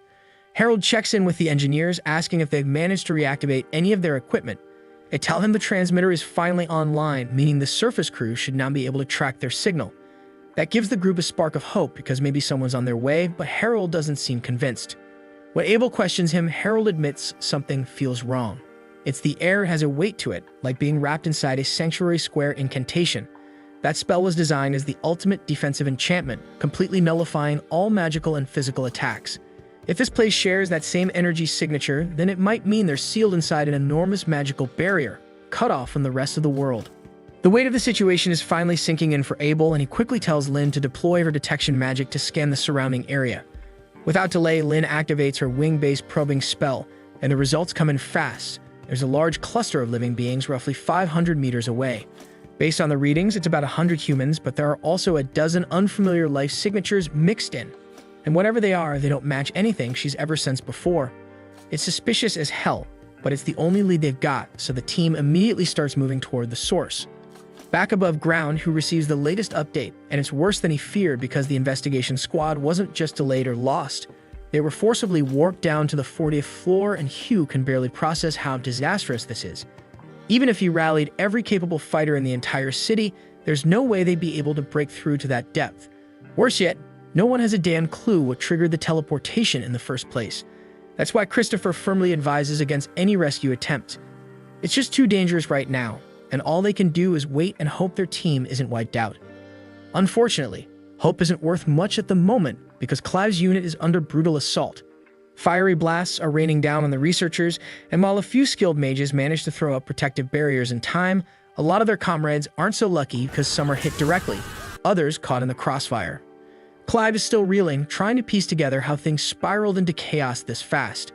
But there's one detail he can't ignore. These attackers resemble the demons he once saw depicted in ancient grimoires. And if those writings were even half right about their strength, then they're in serious trouble. Then a handful of adventurers make a desperate push forward, hoping to flank the creatures, but the attempt ends in horror. They're shredded within seconds, and any survivors are engulfed in flame before they can even react. Soon, Abel's group finally reaches the battlefield, and what they see freezes them in their tracks because the place is an all-out slaughter. Ria's eyes then lock on the enemy forces, and she instantly identifies them for what they are: demons. She doesn't hesitate to speak up, warning the others that demons are not mere monsters. According to ancient lore, these beings are the sworn foes of deities and celestial beings alike, and if that lore is true, then bringing one down will be anything but easy. Everyone is asking themselves why demons of all things would appear in this kind of place, but Harold quickly shuts down the speculation. There's no time for questions because right now, their priority is pulling Clive's squad out alive. He barks out orders for all the mages to prepare a coordinated strike from both flanks. Just as Clive's exhausted unit is about to be crushed, a hailstorm of conjured spears rips through the three demons, pressing in on them. The spellcasters unleash everything that got: fire, lightning, ice, wind. Every long-range incantation in their arsenal bombards the enemy. The sheer volume of attacks finally cracks through the demons' defenses, buying them a sliver of hope. But the battlefield is still crawling with enemies, so Harold immediately commands the casters to charge up another salvo. The demons retaliate with volleys of fireballs, but the adventurers were ready. Protective wards had already been raised. With their shields holding, the mages prepare to fire again without missing a beat. At the current tempo, Harold actually believes victory might be possible. But the problem is obvious. Mana reserves won't last forever. Once the spellcasters are drained, someone else will have to carry the fight. And Abel knows it too. So he unsheaths his blade, his eyes scanning the chaos until they lock onto a particularly intimidating figure among the enemy ranks. Without hesitation, he signals his squad to advance in a tight line behind Warren, who absorbs the brunt of the flames with his barrier as they dash forward. When they close the distance, Abel tears into the nearest demon, his sword flashing with precision, while Lynn and Ria provide covering fire, their spells piercing through demonic flesh. The tactic works, and several of the fiends fall quickly, but the pace doesn't last. Lynn collapses, completely drained of energy, and Ria's supply is almost spent as well, leaving Abel to face the monsters with nothing but his steel. 6 demons remain, and Ria calls out a grim warning. The towering one ahead isn't ordinary. It's almost certainly a demon prince, the juvenile form of a future demon lord. According to every record, only a chosen hero has ever slain such a being. Not exactly reassuring, but Abel knows retreat isn't an option. Fear gnaws at him, but it isn't as paralyzing as when he once faced the Griffin, and that memory steals his resolve. So he charges and manages to cleave through 2 demons in a single stroke. But the victory is short-lived because the demon prince finally takes notice. Its eyes flare with murderous intent as it unleashes a concentrated blast of energy straight at Ria and Lynn, forcing Warren to hurl himself in front to save them, but the blast knocks the 3 out. The battlefield is stripped down to just Abel and the demon prince, and for a fleeting moment, Abel convinces himself he might stand a chance in single combat. That fragile confidence shatters instantly when the demon prince vanishes in a blur and reappears right in front of him, knocking his blade aside with terrifying ease. Abel steadies his weapon and keeps his composure, but deep down he knows he's completely outclassed because his speed, strength, and skill don't even compare. Then out of nowhere, Clive hammers the demon prince from across the field with a heavy spell, but the attack barely singes the monster. And now the remaining demons redirect their fury toward Clive's unit. Their barriers crumble under the assault, leaving the researchers to be engulfed in fire. The longer this goes on, the more hopeless it looks, so Abel takes his last gamble. As the demon prince lunges, Abel activates his zero-turn technique. With a sharp twist, he deflects its blade and pivots instantly, aiming a deadly slash at its throat. But the prince anticipates the maneuver, sidesteps effortlessly, and hurls him aside like a rag doll. Abel struggles to rise, his body nearly giving out. The demon prince approaches calmly, sword raised high, ready to end him with one swing. At that exact instant, Abel hears the distinct sound of a single droplet of water, and then Rio smashes through the ceiling above, and Abel can hardly believe his eyes. For a moment, he thinks he must be hallucinating because of all people, Rio showing up here feels impossible. Rio then tells him that a lot of people are worried about him and the others, so they should head back as soon as possible, and he'll handle the monsters here for now. Abel immediately tries to warn him, insisting that this isn't just any monster, it's a demon prince, but Rio doesn't seem fazed at all. In fact, he chuckles, thinking Abel must be exaggerating. After all, he's already fought a true demon before, and this thing doesn't feel nearly as terrifying. If it really is a child version of a demon lord, then its weakness explains everything. As he strides forward, the demons that remain attempt to incinerate him with a barrage of fire, but Rio answers with a wave of icy lances that cut through their flames, and before they even register what's happening, he uses a water jet cutter from behind them to decapitate them all. The demon prince freezes as it watches the decapitated remains of its subordinates crash at its feet. Rage boils in its eyes, and it knows now that Rio won't be anything like the easy prey before. Tightening its grip, the prince raises its weapon and prepares to fight for Rio. And Rio smirks with anticipation, draws his sword as well, eager to test just how strong this so-called hair of a demon lord really is. Earlier, Natalie had been sprinting all over town in a desperate search for Rio. And when she finally tracked him down, she breathlessly informed him that Abel and his team were trapped deep inside the dungeon. And the moment Rio heard that, he wasted no time and encased Natalie in an ice-crafted cart and launched straight toward the dungeon's entrance at full speed. During the ride, Natalie managed to bring Rio up to speed with all the details of the situation, and by the time they arrived, he had a solid understanding of just how bad things were. He thanked her for reaching out, though one question lingered in his mind. How did she know to look for him in the first place? So Natalie explained that back when they first met, Abel had told her that if anything ever went wrong and he wasn't around to help, she should go find Rio immediately. According to Abel, Rio was the most dependable person he knew. That definitely sounded like something Abel would say, and it warmed Rio's heart to hear how much trust his friend had in him. Still, there wasn't time for sentiment, and he turned and sprinted toward the dungeon gate without hesitation. The adventurers stationed at the entrance tried to block his path, but Rio had no patience for delays, so he summoned thick walls of ice to trap them behind and made his way inside without slowing down. And as soon as he was inside, he remembered that Natalie had told him the signal came from the 40th floor, but there was no way he could take the long route, not when every second counted. So he cut straight through the floors using high-pressure water blades, which is how he ended up reaching the bottom in record time. Right away, the demon prince lunged in for a strike, but its speed was laughable, nowhere near enough to land a hit on Rio. With complete ease, Rio sidestepped the attack and decapitated the creature in one clean sweep. Abel and the rest of his team were stunned because they couldn't believe Rio had taken down such a powerful enemy so effortlessly. But the fight wasn't over yet, and to everyone's disbelief, the demon prince picked its severed head up from the ground and reattached it like nothing happened. Rio acknowledged that this regeneration ability could be a minor annoyance, but realistically, the demon prince had no chance of doing any real damage to him. Just to make it crystal clear, Rio conjured over 200 razor-sharp water jets surrounding the creature from every angle. And before it even had time to comprehend how badly things were about to go, it was already too late because Rio vaporized the demon prince's body into fine dust, and this time there was nothing left to regenerate. With the battle officially concluded, Abel turns to Rio and expresses his deep gratitude for the rescue. But Rio casually brushes it off, saying words are cheap. And if Abel truly wants to thank him, then he can pick up the tab for dinner tonight. Just then, Harold steps forward and introduces himself as a representative from the Bureau of Royal Magicians. He expresses sincere appreciation for Rio's intervention, saying that without him, they absolutely would have perished down here. But Rio insists there's no need for thanks because he never turns his back on people in danger. And if anything, he regrets not arriving sooner. Maybe then, the number of casualties could have been minimized. Harold agrees, saying the entire incident is still a tragic loss. He explains that once the mages regain enough energy, they'll begin recovering the fallen so their remains can be properly honored and laid to rest.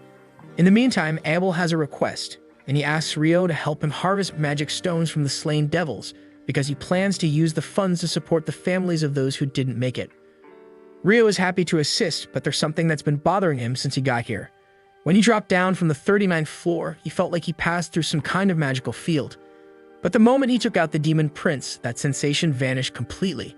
And that's not all, because during his descent, he used a detection spell and picked up something unusual coming from the staircase. They plan to check it out before leaving, but for now, their priority is gathering as many Devil Stones as they can. Even with all his experience, Harold admits this is the first time he's ever actually seen one. There aren't any trustworthy documents describing them either.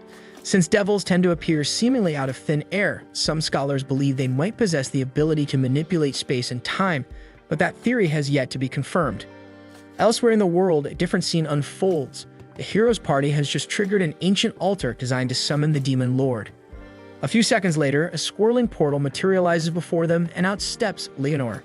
The hero immediately assumes she's the Demon Lord and calls her that out loud, much to her confusion because last she checked, that wasn't her title. In reality, she just followed a strange energy signature she sensed and decided to check things out. But the moment she hears this guy is a hero, her mood shifts because if he really is a hero, then he must be strong. And if that's the case, then she's absolutely down for a fight. The hero then boldly raises his weapon, declaring with full confidence that today is the day he slays Leonore, and she perks up with excitement, clearly ready for a thrilling duel. But within moments, her anticipation is crushed because this guy is pathetically weak. She barely put any force behind her swing, yet her blade sliced straight through his chest, so the disappointment hits hard. She pulls her sword back and glances at the rest of the party who are frozen in place, visibly horrified and unsure of what to do.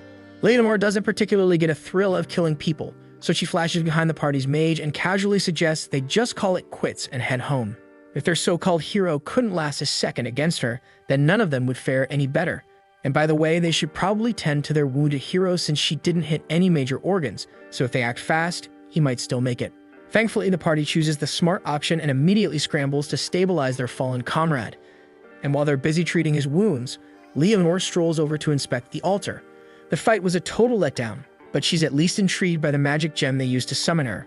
It radiates unusual energy, and she considers the trip worthwhile after all. And with a flick of her hand, she teleports the gem into her storage space.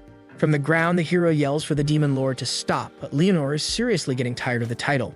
She turns to face them and bluntly says she's not the Demon Lord. The entire group is stunned because if she's not the Demon Lord, then how the hell is she that powerful? Leonore doesn't really have a satisfying answer because from her perspective, they're just hilariously underpowered. Still, she gives them a sliver of credit because at their current level, they might be able to beat the real Demon Lord if they actually coordinated properly. But as for her, she's way beyond that weakling. The hero looks shaken because he can't process the idea that being stronger than the Demon Lord are out there, so he starts wondering how the hell a regular human like him is supposed to stand a chance against that shit. But Leonore assures him that it's not impossible because in fact she's fought a human once who matched her blow for blow, and she thinks his name was Rio. That guy was incredible because fighting him had been a real blast. And if she had to assign a power level, she'd say Rio is about 10,000 times stronger than the hero currently is. With that parting thought, Leonore vanishes in a flash, leaving the hero's party to sit in stunned silence and carry on with whatever was left of their shit day. Meanwhile, back within the depths of the dungeon, Rio and the rest of the adventurers are making their way toward the staircase to begin their ascent to the surface.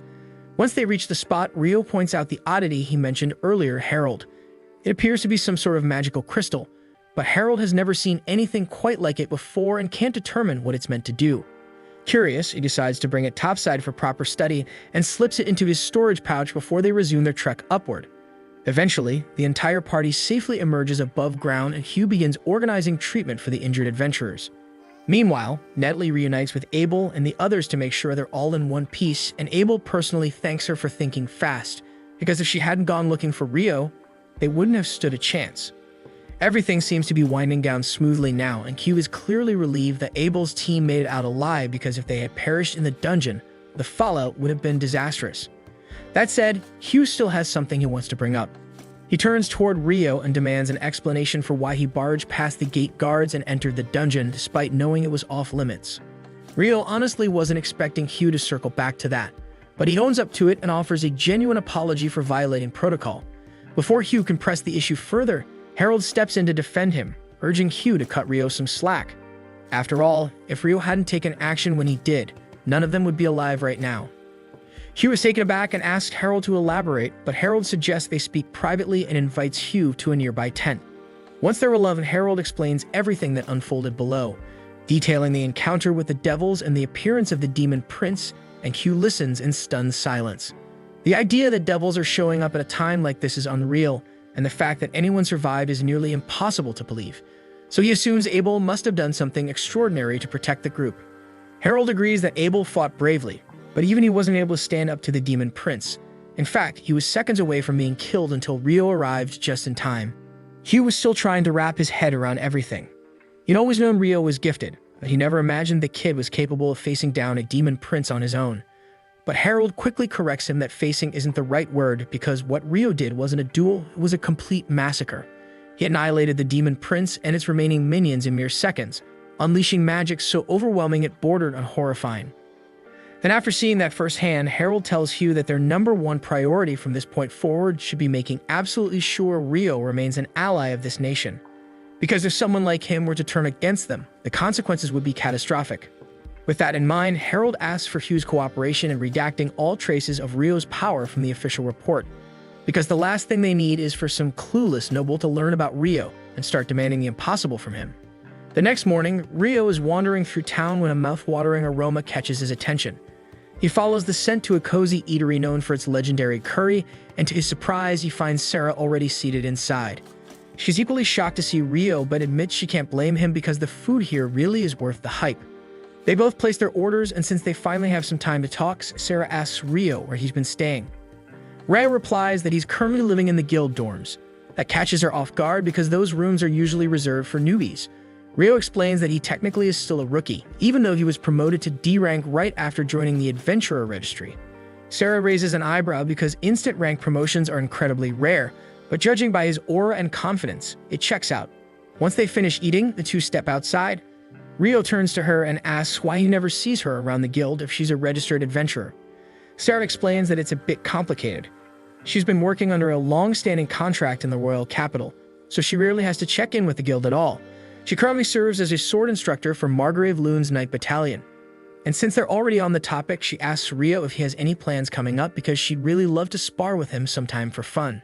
A short while later, Rio and Sarah stand across from one another in the training arena, moments away from beginning their duel.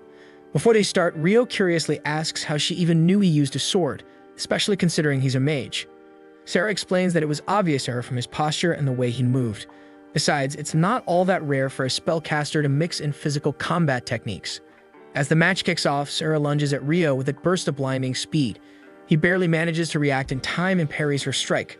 That alone surprises Sarah because almost no one has ever dodged her initial blow on the first attempt. Rio is equally caught off guard. He wasn't expecting her to be that fast. But as Sarah admits, she was just warming up, but now she's ready to go all in. Rio does everything he can to keep up as Sarah begins launching rapid, relentless attacks, but her speed and precision are overwhelming.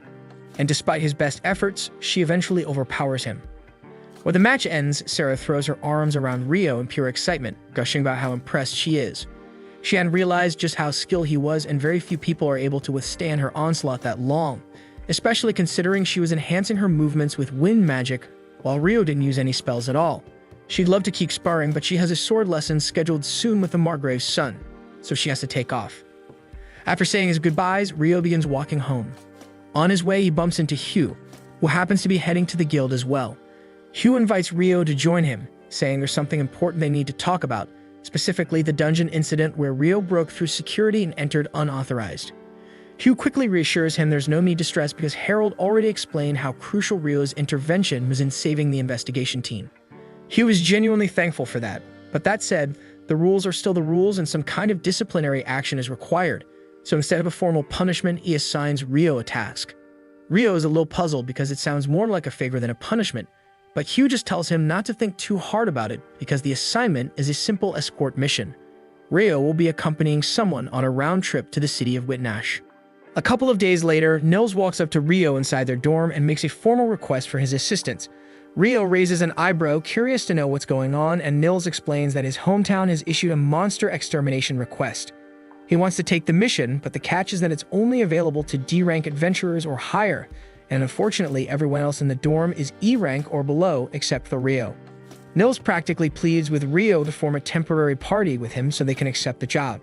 Ammon chimes in saying that the enemies they're dealing with are goblins and skeletons, which shouldn't be too dangerous. Ito, on the other hand, finds it strange, noting that goblins and skeletons typically don't share the same territory, but Rio suddenly cracks a grin because it hits him that he still hasn't fought skeletons since arriving in this world, and the idea actually excites him. He agrees to take the quest just for that experience, and the group heads straight to the guild together. Hu looks at them seriously and asks if they're sure they want to accept the request, since the village in question is quite far from here. But Nils insists because he wants to go back and protect his people. Hu then reveals that 2 other groups were already sent on this assignment. The first was an E-rank team, and the second was a D rank, but both failed to complete the job. This stuns the party because even a D rank group couldn't finish off goblins and skeletons, but Hu explains that the real issue wasn't the monsters. The D rank team reported that the villagers themselves weren't cooperative, which made the mission nearly impossible. Nils finds that odd, since the people in his hometown are usually pretty kind. Hu decides to greenlight the request anyway, admitting that he understands the struggles of small rural villages since he grew up in one too. Still, he warns that the situation may be more dangerous than it looks and emphasizes that the priest Ito will play a key role as the only one capable of using purification. He also points out that Rio has a few days left before his upcoming escort duty begins, so they have just enough time to finish this first. The following morning, Rio and the team begin their journey to the village of Keladi. Thanks to their recent stamina training, the trip is smooth and quick. When they arrive, the locals immediately welcome Nils back with smiles and warmth. Rio is quietly surprised because he'd been almost certain that Nils had been kicked out for being a bad boy. Nils gets annoyed at the comment, but we can't deny that it's not entirely false. Soon after, Nils takes the group to meet the village chief Bulin, who lights up when he sees him. After introducing his friends to the chief, the group sits down to finally go over the details of the monster extermination request. Bulin mentions that things might go more smoothly this time around since Nils is familiar with the traditions of the village, but Nils brings up the previous report. He wants to know if it's true that the villagers refuse to cooperate with the D-rank adventurers. Bulin then begins recounting the incident from the first time he spotted the skeleton-type monsters. He says that when the E-ranked group showed up, they chased the monsters too deep into the eastern forest, which is considered forbidden land by the villagers. They would have been forced to leave the village anyway, but they ended up injured and pulled back on their own. When the D-rank squad arrived afterward, the trust had already been broken. The locals didn't even want to offer them shelter, and that's why the D-rankers returned with nothing to show for it. Nils completely understands the villagers' behavior, but he knows his companions are confused since they're lacking some crucial context. That context, however, is a closely guarded village secret, and Nils tells them to wait until he gets permission from the village council to explain. At night, the group stays at Nils' family home, where they're greeted warmly by his younger siblings. They start chatting about how Nils always dreamed of becoming an adventurer the moment he came of age, but after their parents passed away, he put that dream on hold to care for his little brother and sister until they could stand on their own. A little while later, Nils returns from his meeting with the council. He tells the group that the council granted him permission to share the village's hidden knowledge with them. He asks them to treat it with confidentiality, then begins explaining the 2 things that make this village unique. The first is the guardian beast that resides deep within the eastern forest, and the moment Rio hears that, he lights up with excitement. He immediately starts imagining how the beast will probably end up getting possessed by some cursed deity, forcing them into a boss battle, because that's how it usually goes in anime. Nils snaps him out of his delusions and continues. The second secret is about the village shrine. He says that tomorrow the village elder will personally guide them to it. For now, they should rest and prepare for the mission ahead. The following morning, Wulin leads Rio and the group to the region where the goblins have been sighted. Ito and Ammon discover fresh goblin tracks nearby, and they agree that a nest must be close. Right then, Rio senses a group of goblins heading toward them, and Nils suggests his strategy. They'll eliminate all but one of them, and let that one run home. That way, they can track it back and wipe out the entire goblin den in one strike. Soon after, the goblins show up at their position, and Rio quickly responds by freezing them in place using his ice magic. Then the rest of the team wastes no time and dives in to handle the paralyzed enemies, taking them out one by one, while intentionally leaving just one survivor to run back to its den. They trail behind it discreetly and find it chattering with a group of goblins gathered outside a nearby cave. Rio suggests clearing out the goblins stationed outside first, and without hesitation, he traps them in another wave of ice, giving his teammates a clean opportunity to finish them off. But right after they deal with the smaller group, their next challenge emerges, and it's a freaking goblin general that steps out of the cave. Nils and the others freeze up, clearly shaken by the sight of a high-ranking goblin. But Rio immediately slams the general into the dirt using a set of ice chains and casually tells Nils to take care of the rest. With Rio's support, they're able to bring the goblin general down with ease and recover his magic stone before heading back to Keladi. Once they return, the village elder is already waiting for them and smiles when she hears that the goblins have been handled, and she invites them to accompany her to the shrine. On the way, Edo notices an unusual charm dangling from her staff. While Ryo is deep in his own fantasy, imagining a dramatic scenario where the guardian beast is taken over by an evil force and he has to defeat it in a fierce battle. Nils, of course, tells him to stop brewing ridiculous ideas in his twisted little brain. As the group moves deeper into the woods, Ito walks beside the elder and asks her about the pendant she carries. He instantly recognizes it as the emblem of the Earth Mother divinity, and the old woman is pleasantly surprised by his knowledge. Ryo naturally gets curious and asks about the story behind it, so Ito explains that long ago there were 7 divine beings who were once worshipped throughout the land, but over time, all of the churches shifted to honoring only the divinity of light. The elder says that while most of the world forgot the other divinities, their village has remained loyal to the earth divinity for countless generations. She also mentions that she's capable of healing magic too, but unlike modern priests who require chants and incantations, her form of magic doesn't need any of that. Eventually, they reach the mouth of the guardian beast's cave, and the elder calls out to him. She announces that she has brought Nils and his adventurer companions, who seek the beast's approval to take on the mission. Ryo can hardly contain his excitement, eager to see what kind of fearsome creature is about to emerge. Then a massive wolf with the ability to speak steps out of the shadows, and Ryo is frustrated because the beast doesn't look cursed or dangerous at all, so no epic boss fight for him. The wolf scans the group and his eyes pause the moment they land on Ryo. He introduces himself as Nkuzan, then he asks for Ryo's name, which totally stuns both Granny and Bulin, since the guardian beast has never once shared his name with anyone before. Nkuzan calmly explains that his name tends to be a bit much for humans to pronounce, so he usually doesn't bother sharing it. But with Ryo, he felt compelled to make an exception. He explains that he's distantly related to the fairy tribes, and something about Ryo's aura feels naturally comforting to him.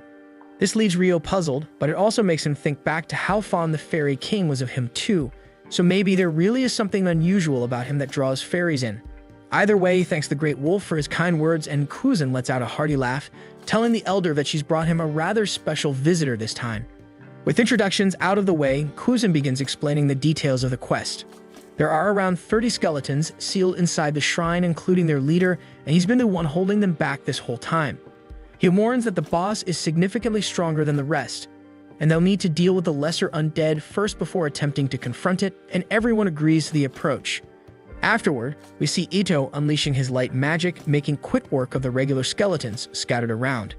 Once the path is cleared, Ammon and Nils pull open the shrine gate, revealing a towering skeletal monstrosity sealed within. Ryo instantly enchants their weapons, turning their swords into massive ice-forged hammers, and tells them to focus on dealing physical damage while he keeps the creature off balance. Before the fight begins, Ryo crafts a glowing ice flower high above them, launching it into the sky as a signal to Nkuzan to lift the seal on the gate. Then, as soon as the seal breaks, the boss skeleton charges out of the shrine.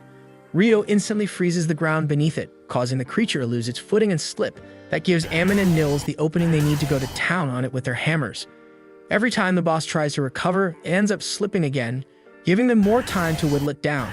It's a tough battle, but they eventually wear it out and bring it down. With the threat neutralized, the team decides to explore the interior of the shrine. Curiously enough, even the Elder herself has never been inside. At the far end of the cave, they find a statue of the Earth divinity, holding what appears to be a broken sphere in her hand. The Elder suddenly recalls how the previous generation's village elder used to speak of a glowing jewel held by the statue that one day turned pitch black before shattering into pieces. She also remembers Nkuzan mentioning that the shrine had started receiving unfamiliar mana from some distant place. Putting the pieces together, she concludes that whatever this strange energy is, it's likely what gave rise to the monsters. So she decides to place a protective seal on the shrine using her magic to keep the corrupted mana out and prevent more creatures from being born. With the mission completed, the group makes their way back to the town of Lune. On the road, they talk about how nearly 300 days have passed since they first became adventurers, and that means their time in the dorms is almost up. Nils and Ito reveal that they've already started making plans, and they ask Ammon and Ryo to move in with them once they rent a house together. Ammon is immediately all in and agrees without hesitation, but Ryo says he needs some time to think about it, since there are other things he still has to factor into his decision. Not long after, they make their way back to the city, and it's time for Ryo to take on the mandatory escort assignment. By coincidence, all of his roommates end up joining the exact same job, escorting a merchant on his trip to Whitnash. Ryo is glad to have their company, and along the road he learns from Nils that they've decided to call their group room number 10, simply because his goofy brain refused to come up with anything more creative. Ito and Ammon have already resigned themselves to that ridiculous name, and Rio doesn't particularly care either. As they travel, the friends begin chatting about how long they'll be staying in Whitnash, and they reveal that their client intends to participate in the Great Port Festival that takes place in the city once every 5 years. Rio is thrilled by the news, and they explain that the festival will be packed with sights and activities to discover. Before long, the group arrives in Whitnash, where their employer guides them to the inn that will serve as their base. He informs the guards that they are free to enjoy themselves at the festival for the next 10 days, after which they'll head back to Loon. With the announcement over, Rio and Nils immediately dash off to the food stalls. While the other two follow behind, less enthusiastic, they indulge in the city's street cuisine, much of which feels heavily influenced by dishes from Japan. The following morning, a massive crowd of visitors gathers outside Whitnash's gates. Because one prominent guest is having trouble with his documents, the entire line is held up. Among those waiting is Oscar, the most powerful mage of the Dibui Empire. Already irritated by the delay, he grows more unsettled when his assistant quietly asks if he knows why the Emperor really sent them here. Oscar admits he isn't certain, but he suspects the Emperor chose to send both him and his youngest daughter, Princess Fiona, in order to deal with some ugly business without her knowledge. The assistant agrees with his reasoning, knowing how protective the Emperor is toward Fiona. Despite her youth, she's a prodigy in magic and already serves as the commander of the Royal Mage Corps, and her father doesn't want her exposed to his cold and merciless side. Oscar speculates that the Emperor intends to eliminate nobles plotting rebellion, though he has no solid proof. Still, he says it makes no difference, because his one responsibility is to ensure Fiona's safety.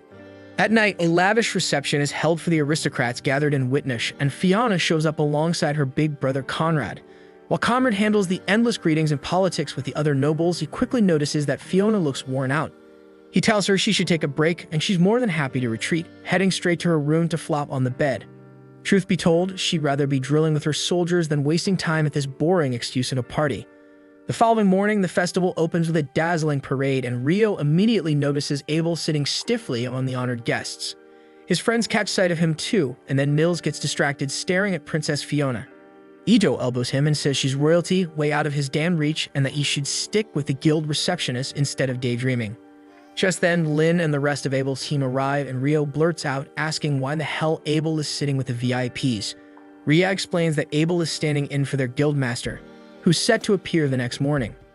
At that moment, Lynn notices a heavy wall of wind magic encasing the noble seats.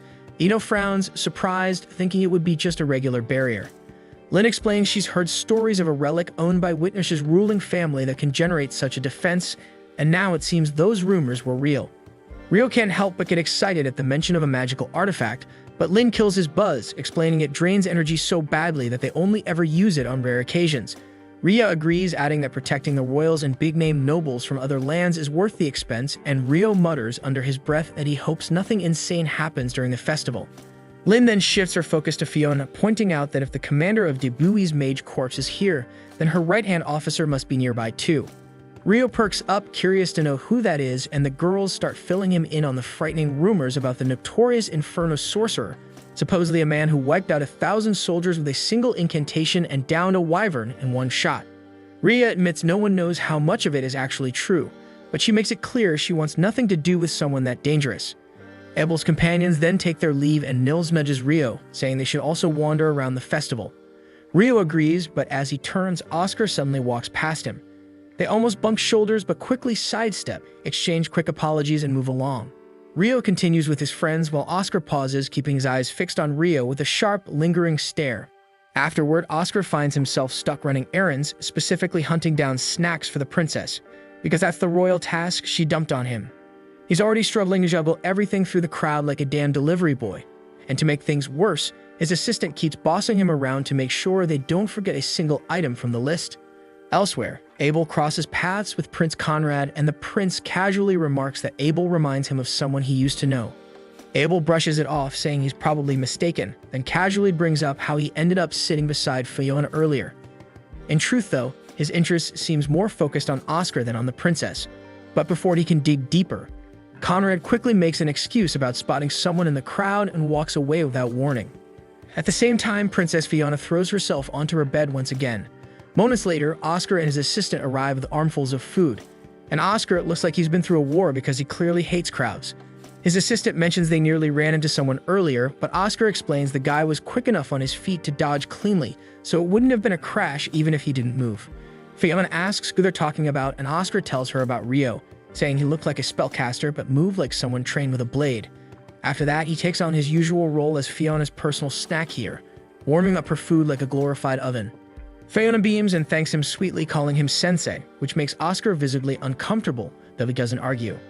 The following morning, Rio and the gang check out an archery contest happening by the sea. Ammon and Ito decide to give it a shot literally, but fail miserably, missing every target floating above the waves. Rio turns to Nils and asks if he's going to take a turn, and Nils proudly announces that he's never touched a bow in his entire life. Right then, Abel strolls up and starts laughing, saying he used to be just like that back in the day. So Rio immediately jumps on the chance to push Abel into joining the competition. Though not exactly feeling it, Abel gives in and proceeds to nail a perfect bullseye on the farthest target. The crowd loses its mind cheering for him, but Abel barely gets a second to enjoy the spotlight before his teammates show up. Ria gives him a cold smirk and asks why the hell he didn't come find them the moment he got free. As Abel tries to talk his way out of the situation, Lin leans over to Rio and the others and spills the tea. Apparently, Abel promised Ria he'd spend the whole day with her. But since he coasted her all morning, she's furious, and now he's screwed. With that, Ria grabs him by the arm and drags him off without mercy. And Nils starts fangirling over Abel's cool shot, while Ito stares at Ria like a love-struck puppy, fully smitten. Meanwhile, back in Loon, Sarah was desperately looking all over town for Rio. When she couldn't track him down anywhere, she headed straight to the Adventurers Guild and asked the receptionist if he checked in. Nine informs her that Rio is currently away on a mission and wouldn't be returning for at least a week. Sarah was floored because she'd come running with something urgent to tell him, and now she had no choice but to sit tight and wait for him to come back. The following morning, Rio and Ito were hanging out by the docks, watching a chaotic boat race. Their pals Nils and Ammon were both taking part. But things went sideways fast when Dan, the obnoxious jerk from earlier, decided to join too. The second Nils laid eyes on him, he jumped into a fight like a damn heat-seeking missile. According to the race rules, combat was allowed in the second half of the race, and of course, those two meatheads took that as a green light to go full barbarian. They started bashing each other with their oars while their poor teammates tried to steer the boats toward the finish line. Naturally, the idiots snapped their own oars mid-fight, then straight up snatched the paddles from their partners like it was some kind of pirate raid. With no one paddling, their boats came to a dead stop just a few feet from the goal, so the slower teams from behind passed right by and won the damn thing. And as if that wasn't enough, Nils and Dan kept throwing fists even after losing their weapons. Eventually, both of them capsized and hit the water. The only silver lining is that the crowd absolutely loved the chaos, and the two ended up getting a prize for being the most entertaining. And naturally, they started brawling over that too. The following morning, the crew went to check out a high-tech ship that didn't need sails or oars to move. He was already there explaining that the pricey thing ran on alchemy and enchanted stones that used wind and water magic to push it forward. After that, they stopped by a weapons shop, and Ito began browsing for crossbows because he wanted to boost the team's mid-range combat power. Not long after, the shopkeeper showed up, and once he heard that Ito was looking to cover his team from a distance, he introduced him to a semi-auto crossbow that could fire rapidly without needing to reload after every shot. Ito, thrilled with the find, bought it right away, and the group went back to enjoying the festival. At night, Abel attended a formal gathering held for elite guests as Hugh had returned home again. While mingling, Abel ran into Conrad and Fiona. After a quick conversation, they left, and Abel found himself oddly missing his sword, even though he logically knew that with the wind barrier in place, there was no real danger. But what he didn't realize was that he just jinxed the hell out of everyone there. Then out of nowhere, another guest pulled him aside for a private word, and at that exact moment, the ancient relic maintaining the windshield began to glitch. The mages in charge of it started panicking as the barrier fizzled out, but they barely had time to react before assassins descended and cut them down without hesitation. Elsewhere in the garden, Fiona sensed something was off. Just as she turned to investigate, the entire area was hit with a devastating magical strike from the attackers. Meanwhile, Abel is in a closed chamber having a private discussion with the Lord of Whitnash. The room is sealed with a noise-canceling artifact to prevent any sound from escaping or being overheard, which makes Abel wonder why the host of this formal gathering is going through such lengths for secrecy. He remarks that Hugh should have already finalized all the administrative matters before heading out, and the Lord nods in agreement. But he adds that he wanted to personally bring up something regarding the basic orientation program for beginner adventurers they've got running in Loon. He's heard excellent things about it and wants to bring the same structure to the Whitnash branch of the Adventurers Guild. Abel thinks the idea is solid and explains that the curriculum has helped drop the death rate of newbies significantly. The Lord says he's already discussed acquiring the necessary materials and selecting trainers with Hugh, but he's got one more suggestion. He wants their chosen instructors to enroll in the course themselves first, so they can learn how to effectively teach the next wave of rookies. As the two go back and forth over the finer points of their partnership, neither of them realizes that the same artifact preventing eavesdropping is also cutting off all the outside noise from reaching them. Elsewhere, Oscar is wandering the merchant district with his team, who ask if he plans on grabbing a bite. He replies that he'll wait until Fiona returns before eating anything, because it's easier to stay mobile on an empty stomach if things suddenly go south. His subordinates remind him that the Lord's estate is secured by a solid wind barrier, so there's little chance anything could go wrong in there, and Oscar hopes they're right. One of them teases him about how overly protective he is of the princess, and that immediately takes Oscar down memory lane. He grew up in a quiet little village tucked away near the base of a mountain range. As a kid, he had bright red hair and an unusual knack for fire magic. He used to assist the local blacksmith by keeping the forge at just the right heat and dreamed of one day making weapons himself. At home, he'd light the firewood for his mother and was proud that his abilities were useful to those around him. One day, the blacksmith gave him his very first sword, telling Oscar's father that the boy was finally old enough to lend a hand with the village's hunting parties. Oscar was ecstatic, and his dad agreed to bring him along on the next outing. But instead of letting him swing a sword, his dad handed him a bow. Oscar did manage to land a hit on their target right before his father finished the job, and that night, they all celebrated with a banquet. But while everyone else was enjoying the feast, Oscar's father was pulled aside by a fellow villager who had grim news. Scouts had spotted bandits surveying the area, and it looked like an attack was imminent.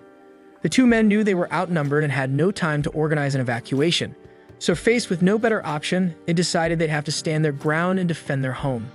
Not long after, all the village's men gathered at the village barricade, nervously waiting for the raiders to show up. When the bandits finally arrived, the villagers fired arrows and managed to pick off a few of them. But the bandit captain quickly saw through their defense and commanded his men to charge in close and break through the wooden walls. Oscar wanted to jump in and help them, but his father ordered him to head home and protect his mother while he stayed behind to stall the attackers. The skirmish continued to escalate, but the bandit leader turned out to be far more skilled than anyone expected.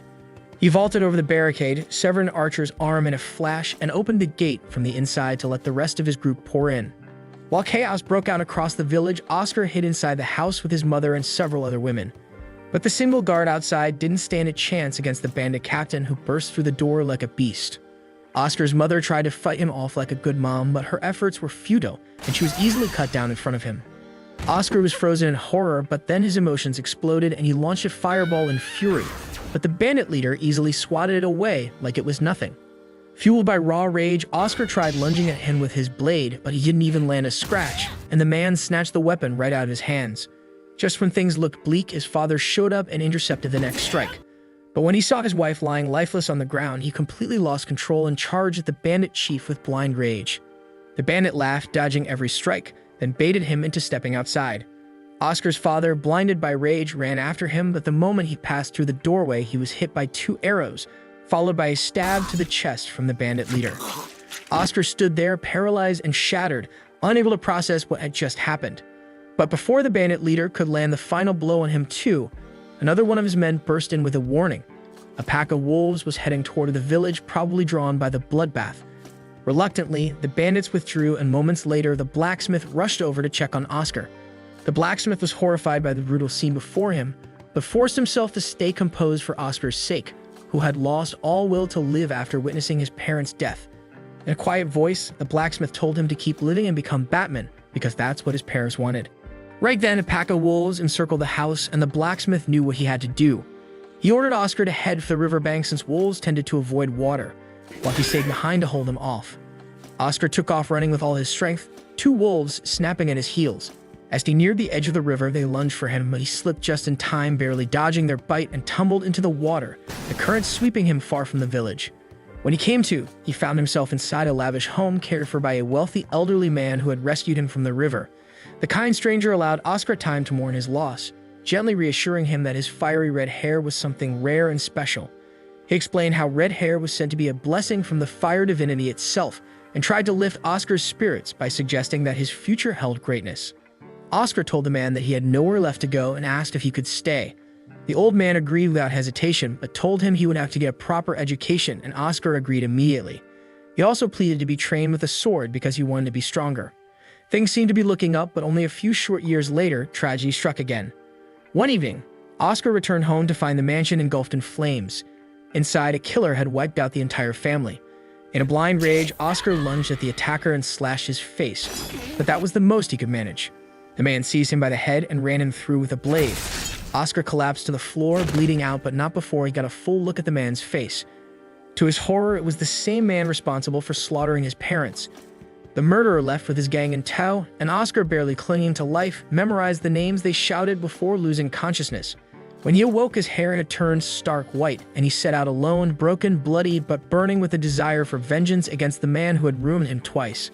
Back in the present day, a sudden barrage of fireballs rains down on the Lord's estate, blowing the place apart in a storm of explosions, making the guests scatter in panic. Fiona spots her brother Conrad wounded amid the chaos. She dashes to him and casts a protective barrier around them, tending to his injuries, but he insists that he's okay. He tells her to conserve her energy because there may be worse to come. Fiona agrees, but helps him to a safer location before deciding on her next move. Elsewhere, the attackers begin rounding up and assaulting the partygoers, cutting off all paths to escape. Conrad quickly realizes that the mansion is under a full lockdown. He turns to Fiona and asks if she can summon their knights. She nods but warns that the signal will reveal their position. He tells her they don't have a choice, so Fiona casts a beacon spell into the air. And the moment Oscar and his team see it in the sky, they take off toward the mansion without hesitation. At the same time, chaos erupts at the mansion as the raiders lock eyes on Fiona and Conrad, immediately signaling for reinforcements. Conrad quickly pieces it together. Their attackers aren't here randomly, they're the main targets. So he tells Fiona that the only way they'll make it out alive is to eliminate every last enemy on the premises. The enemy forces charge in, and Conrad responds by unleashing his earth magic to kill a few of them on the spot. Fiona picks off the rest with pinpoint fire blasts, but then Conrad hears someone nearby beginning to recite a high-tier spell.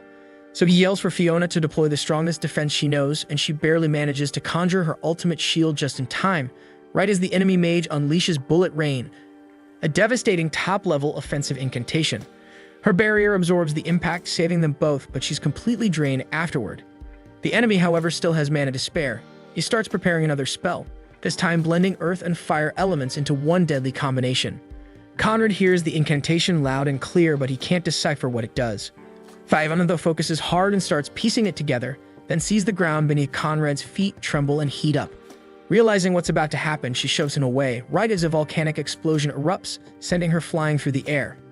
That's the moment Oscar and his team arrive in the garden, and his eyes go wide as he spots Fiona launched into the sky by the blast, and that's when memories of past trauma come rushing back. Fiona sees him too, and before she loses consciousness, she begs him to protect Conrad. So rage overtakes him as he turns to his team and orders them to defend the prince while he bolts forward to rescue the princess.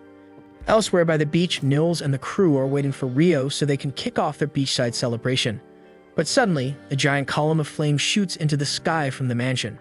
Nils narrows his eyes and spots a figure plummeting through the sky. Without hesitating, he takes off at a sprint and catches Fiona right before she hits the ground. Ammon reaches them seconds later, and as the two recognize the princess, Ito warns them of incoming danger. Two enemy fighters have tracked her down and are closing in fast, blades drawn. Ammon rushes to intercept and keeps them at bay while Ito shields the group with a barrier spell. Then he whips out his semi-auto crossbow and drops one of the assassins. The other one tries to recover, but Ammon cuts him down mid-step. With the threat neutralized, the three regroup, now fully aware that something serious is unfolding at the mansion. And if assassins are targeting Fiona, it means everything's going south fast, so they agree they need to find a place to hide her immediately. That's when Oscar arrives on the scene and spots Fiona surrounded by three unfamiliar boys and instantly jumps to the wrong conclusion, thinking they're the enemy. But from the other side, Ammon and the others also misread the situation, assuming Oscar is the one threatening her. So both sides tense up, ready to defend the princess at all costs. Meanwhile, Abel steps out of the council chamber only to find the Lord's estate engulfed in flames. He curses the fact that the soundproofing magic kept him from hearing a thing and struggles to figure out what the hell happened, when suddenly Prince Conrad notices him standing there. At the same time in the city, Rio also catches sight of the flare fired by Princess Fiona. He's kind of let down when it disappears, not realizing it was an emergency call instead of a festival firework. He thinks somebody was just cheerful enough to launch a magic spark into the sky, when out of nowhere two assassins chasing Fiona slam into him, making him drop the food he just bought. Rio is pissed, since he stood in a ridiculously long line for those snacks, but at the same time he grows suspicious of the two hooded men rushing off in such a hurry. Back by the shore, Oscar storms toward Nils and the others, yelling at them to release the princess immediately. He spits out arrogant crap about how they're too filthy to even touch her, before hurling an attack their way. Thankfully, Ito senses it a split second early and casts a protective barrier to block the strike. But the spell backfires badly, and the power of the attack puts a heavy strain on his body. Oscar doesn't let up, and he fires another wave of magic bullets, and Ito, drained but determined, forces his barrier up again. This time it cracks and shatters on impact, but it deflects the shots just enough for everyone to avoid fatal wounds. The effort knocks him out cold, leaving Ammon standing as the final defense between Oscar and Fiona. Oscar launches another burst of fire bullets, and Ammon braces for the end. But at the last second, a massive wall of ice rises to block the flames. The fire mage freezes in shock to see someone counter his attack with ice. That's when Rio walks up, his aura swelling with every step. Spotting his wounded friends, Rio's rage boils over, and he demands that Oscar explain what the hell is happening. Oscar sneers, telling him to move aside because no one will stop him from reaching the princess. He fires again at Ammon and the rest, but this time Rio intercepts the flames with a barrage of icicles. Oscar instantly realizes the water mage is his real problem, so he drops the arrogance and gets serious, unleashing devastating fire spells directly at Rio. In response, Rio summons thick ice walls, each one colliding against the flames. Their spells crash together, erupting into a massive explosion that shakes the ground. But when the smoke clears, Rio is standing there fully untouched. Oscar is left speechless when his flames fail to wipe out all of Rio's frozen walls, and Rio takes that moment to switch to offense. And in an instant, countless ice spears rise above him and rain down toward Oscar.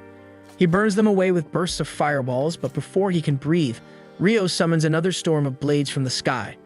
Forced to step it up, Oscar unleashes an advanced incantation, wrapping himself in a towering vortex of fire that shreds the icicles and lashes toward Rio in the same strike. When the inferno fades, Rio descends from above encased in a hardened shell of ice. He draws his sword and blasts a wave of frost at Oscar. Oscar twists aside at the last second and hurls fire shots in return, but Rio dodges cleanly and charges straight ahead, while Oscar ignites his own blade and swings with burning force. Their weapons crash together, neither side managing to gain the upper hand. Rio glides smoothly across the frozen ground, sliding back into Oscar's face-off, both of them glaring, prepared to fight until one of them is left standing. At that moment, Abel rushes onto the scene, shouting at the two to stop their madness. Rio glares coldly and warns him to step aside, threatening to freeze his ass solid if he keeps interfering. Abel can see the threat is real, so he begs for a moment to try and resolve things without bloodshed. Abel then steps up to Oscar, who clearly doesn't recognize him, so Abel states his name and position as the voice of Loon's guild master, and clarifies that the four boys Oscar has been fighting are adventurers from Loon, not enemies plotting against the princess. He says he understands Oscar's desperate worry for Fiona's safety, but insists that trust is needed and aggression must end here. Oscar hesitates, beginning to consider lowering his guard, but Rio cuts through the tension. He tells Abel coldly that if he's finished, he'll resume the duel and kill Oscar right now. Abel tries to reason with him, saying he's being reckless, but Rio refuses. He says he cannot forgive a man who injured his companions. He takes it a lot further, threatening that he could freeze the damn princess herself before handing her back. And that is the final spark that sends Oscar over the edge. Consumed by rage, he calls down a devastating storm of blazing meteors, the sheer sight enough to terrify everyone around. Yet Rio raises water jets, smashing through the fireballs one by one, and the violent collision bursts into a thick cloud that instantly pours into heavy rain. Our angry boy then turns to Abel and bluntly asks if it's alright to kill Oscar now, but Abel snaps back, shouting that this is a matter of international stakes. He warns Rio that killing Oscar would trigger a damn war, and nobody wants that outcome. He then moves between the two mages, explaining to Oscar that Prince Conrad himself sent him here to guarantee Fiona's safety. He insists that Oscar's duty is to protect Fiona and Conrad first, then look into the situation properly, instead of raging at a bunch of kids. Abel then faces Rio, telling him to lower his blade because more blood will only make things worse, but Rio coldly asks if Abel would do the same if someone had attacked Ria. And being the painfully reasonable man he is, Abel admits that yes, he would, because Ria wouldn't want to start a war either. That answer doesn't sit well with Rio, and in a fit of frustration, he almost lunges to attack both Oscar and Abel, but stops at the last second when he sees that Abel didn't move away. Realizing Abel is genuinely committed to peace, Rio eases off and tells him to just hand the princess over to Oscar. As Abel moves quickly to help Fiona to her feet, Rio turns away, finished with his ore farming for now. Oscar eyes him with suspicion, but decides to focus on aiding Fiona first. Then we see Rio gaze out at the shoreline, recalling how he first crossed paths with Abel during a shipwreck. Then he looks back at his companions, reflecting on how far their journey has taken them. The following morning, everyone has recovered and Ito beams with happiness upon hearing that Rio was the one who healed him. Rio shrugs it off, saying all's well that ends well, but Abel suddenly arrives and calls him a hypocrite. Abel looks drained after handling the political fallout stirred up by Rio, though thankfully Conrad and Fiona understood the circumstances, so there will be no consequences. Oscar even offered an apology for his actions, which Rio finds hard to believe. Still, Rio mocks Abel, saying he was useless last night since he failed to stop the assault on the Lord's manor. Abel brushes the insult aside and instead addresses Nils, Ito, and Ammon, telling them that the princess wishes to personally thank them for protecting her life. She has announced a reward for their efforts, but nothing for Rio since technically he did not take part in rescuing her. Elsewhere, Sarah is growing restless, waiting for Rio's return. She thinks about how being alone always felt natural to her, but his company changed that, and now she can't help but wonder when she'll see him again. One day, while heading to her favorite restaurant, she unexpectedly spots Rio already there. Her face brightens with excitement, and when he notices her, he signals for her to join him, so she sits down and the two start chatting over a warm meal. Afterwards, Sarah brings Rio into the hidden section of the library because she discovered a rare manuscript on alchemy. Rio thanks her and immediately pulls out a sheet to jot down notes. Sarah points out with a grin that since the original text isn't written on proper parchment, he can't use the transcribe spell. Rio is stunned to find out there's even a spell that lets people copy documents like a Xerox, and Sarah bursts out laughing, teasing him that it's literally the most basic spell out there. Once Rio finishes copying the material, he asks Sarah something that has been bugging him for quite some time. He knows she spends endless hours in the library, but the entrance fee is ridiculously expensive, so he wonders how she manages to cover it. Sarah explains that she works under the local lord, and he completely waived her fees. At first, she used to pay it normally, but when the Lord discovered that almost 90% of the library's revenue was coming from just her, he granted her lifetime free access. Rio is genuinely impressed, and Sarah then offers to take him to a transcriber so he can watch the spell being used. While walking, she mentions that even after spending so long around humans, she's still not very familiar with their magic systems. That makes Rio curious about her age, so Sarah quickly guesses what's on his mind, and with full confidence she says she's 200 years old. Rio is floored that she's way too gorgeous for a woman of that age, making Sarah blush furiously.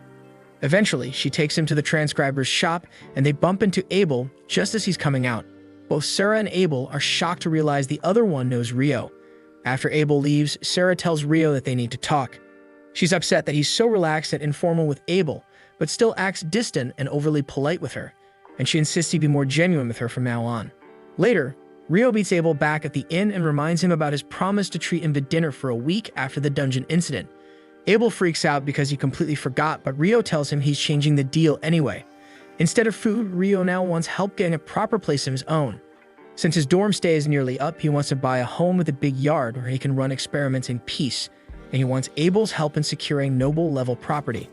Abel then takes him to a realtor, but the agent explains that since Rio is still a commoner, he's not allowed to purchase noble estates.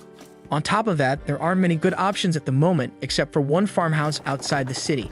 Rio is fine with that, so they go take a look. He actually loves the place and decides to buy it on the spot for the asking price, because negotiating feels too petty for him, and also because he is so rich.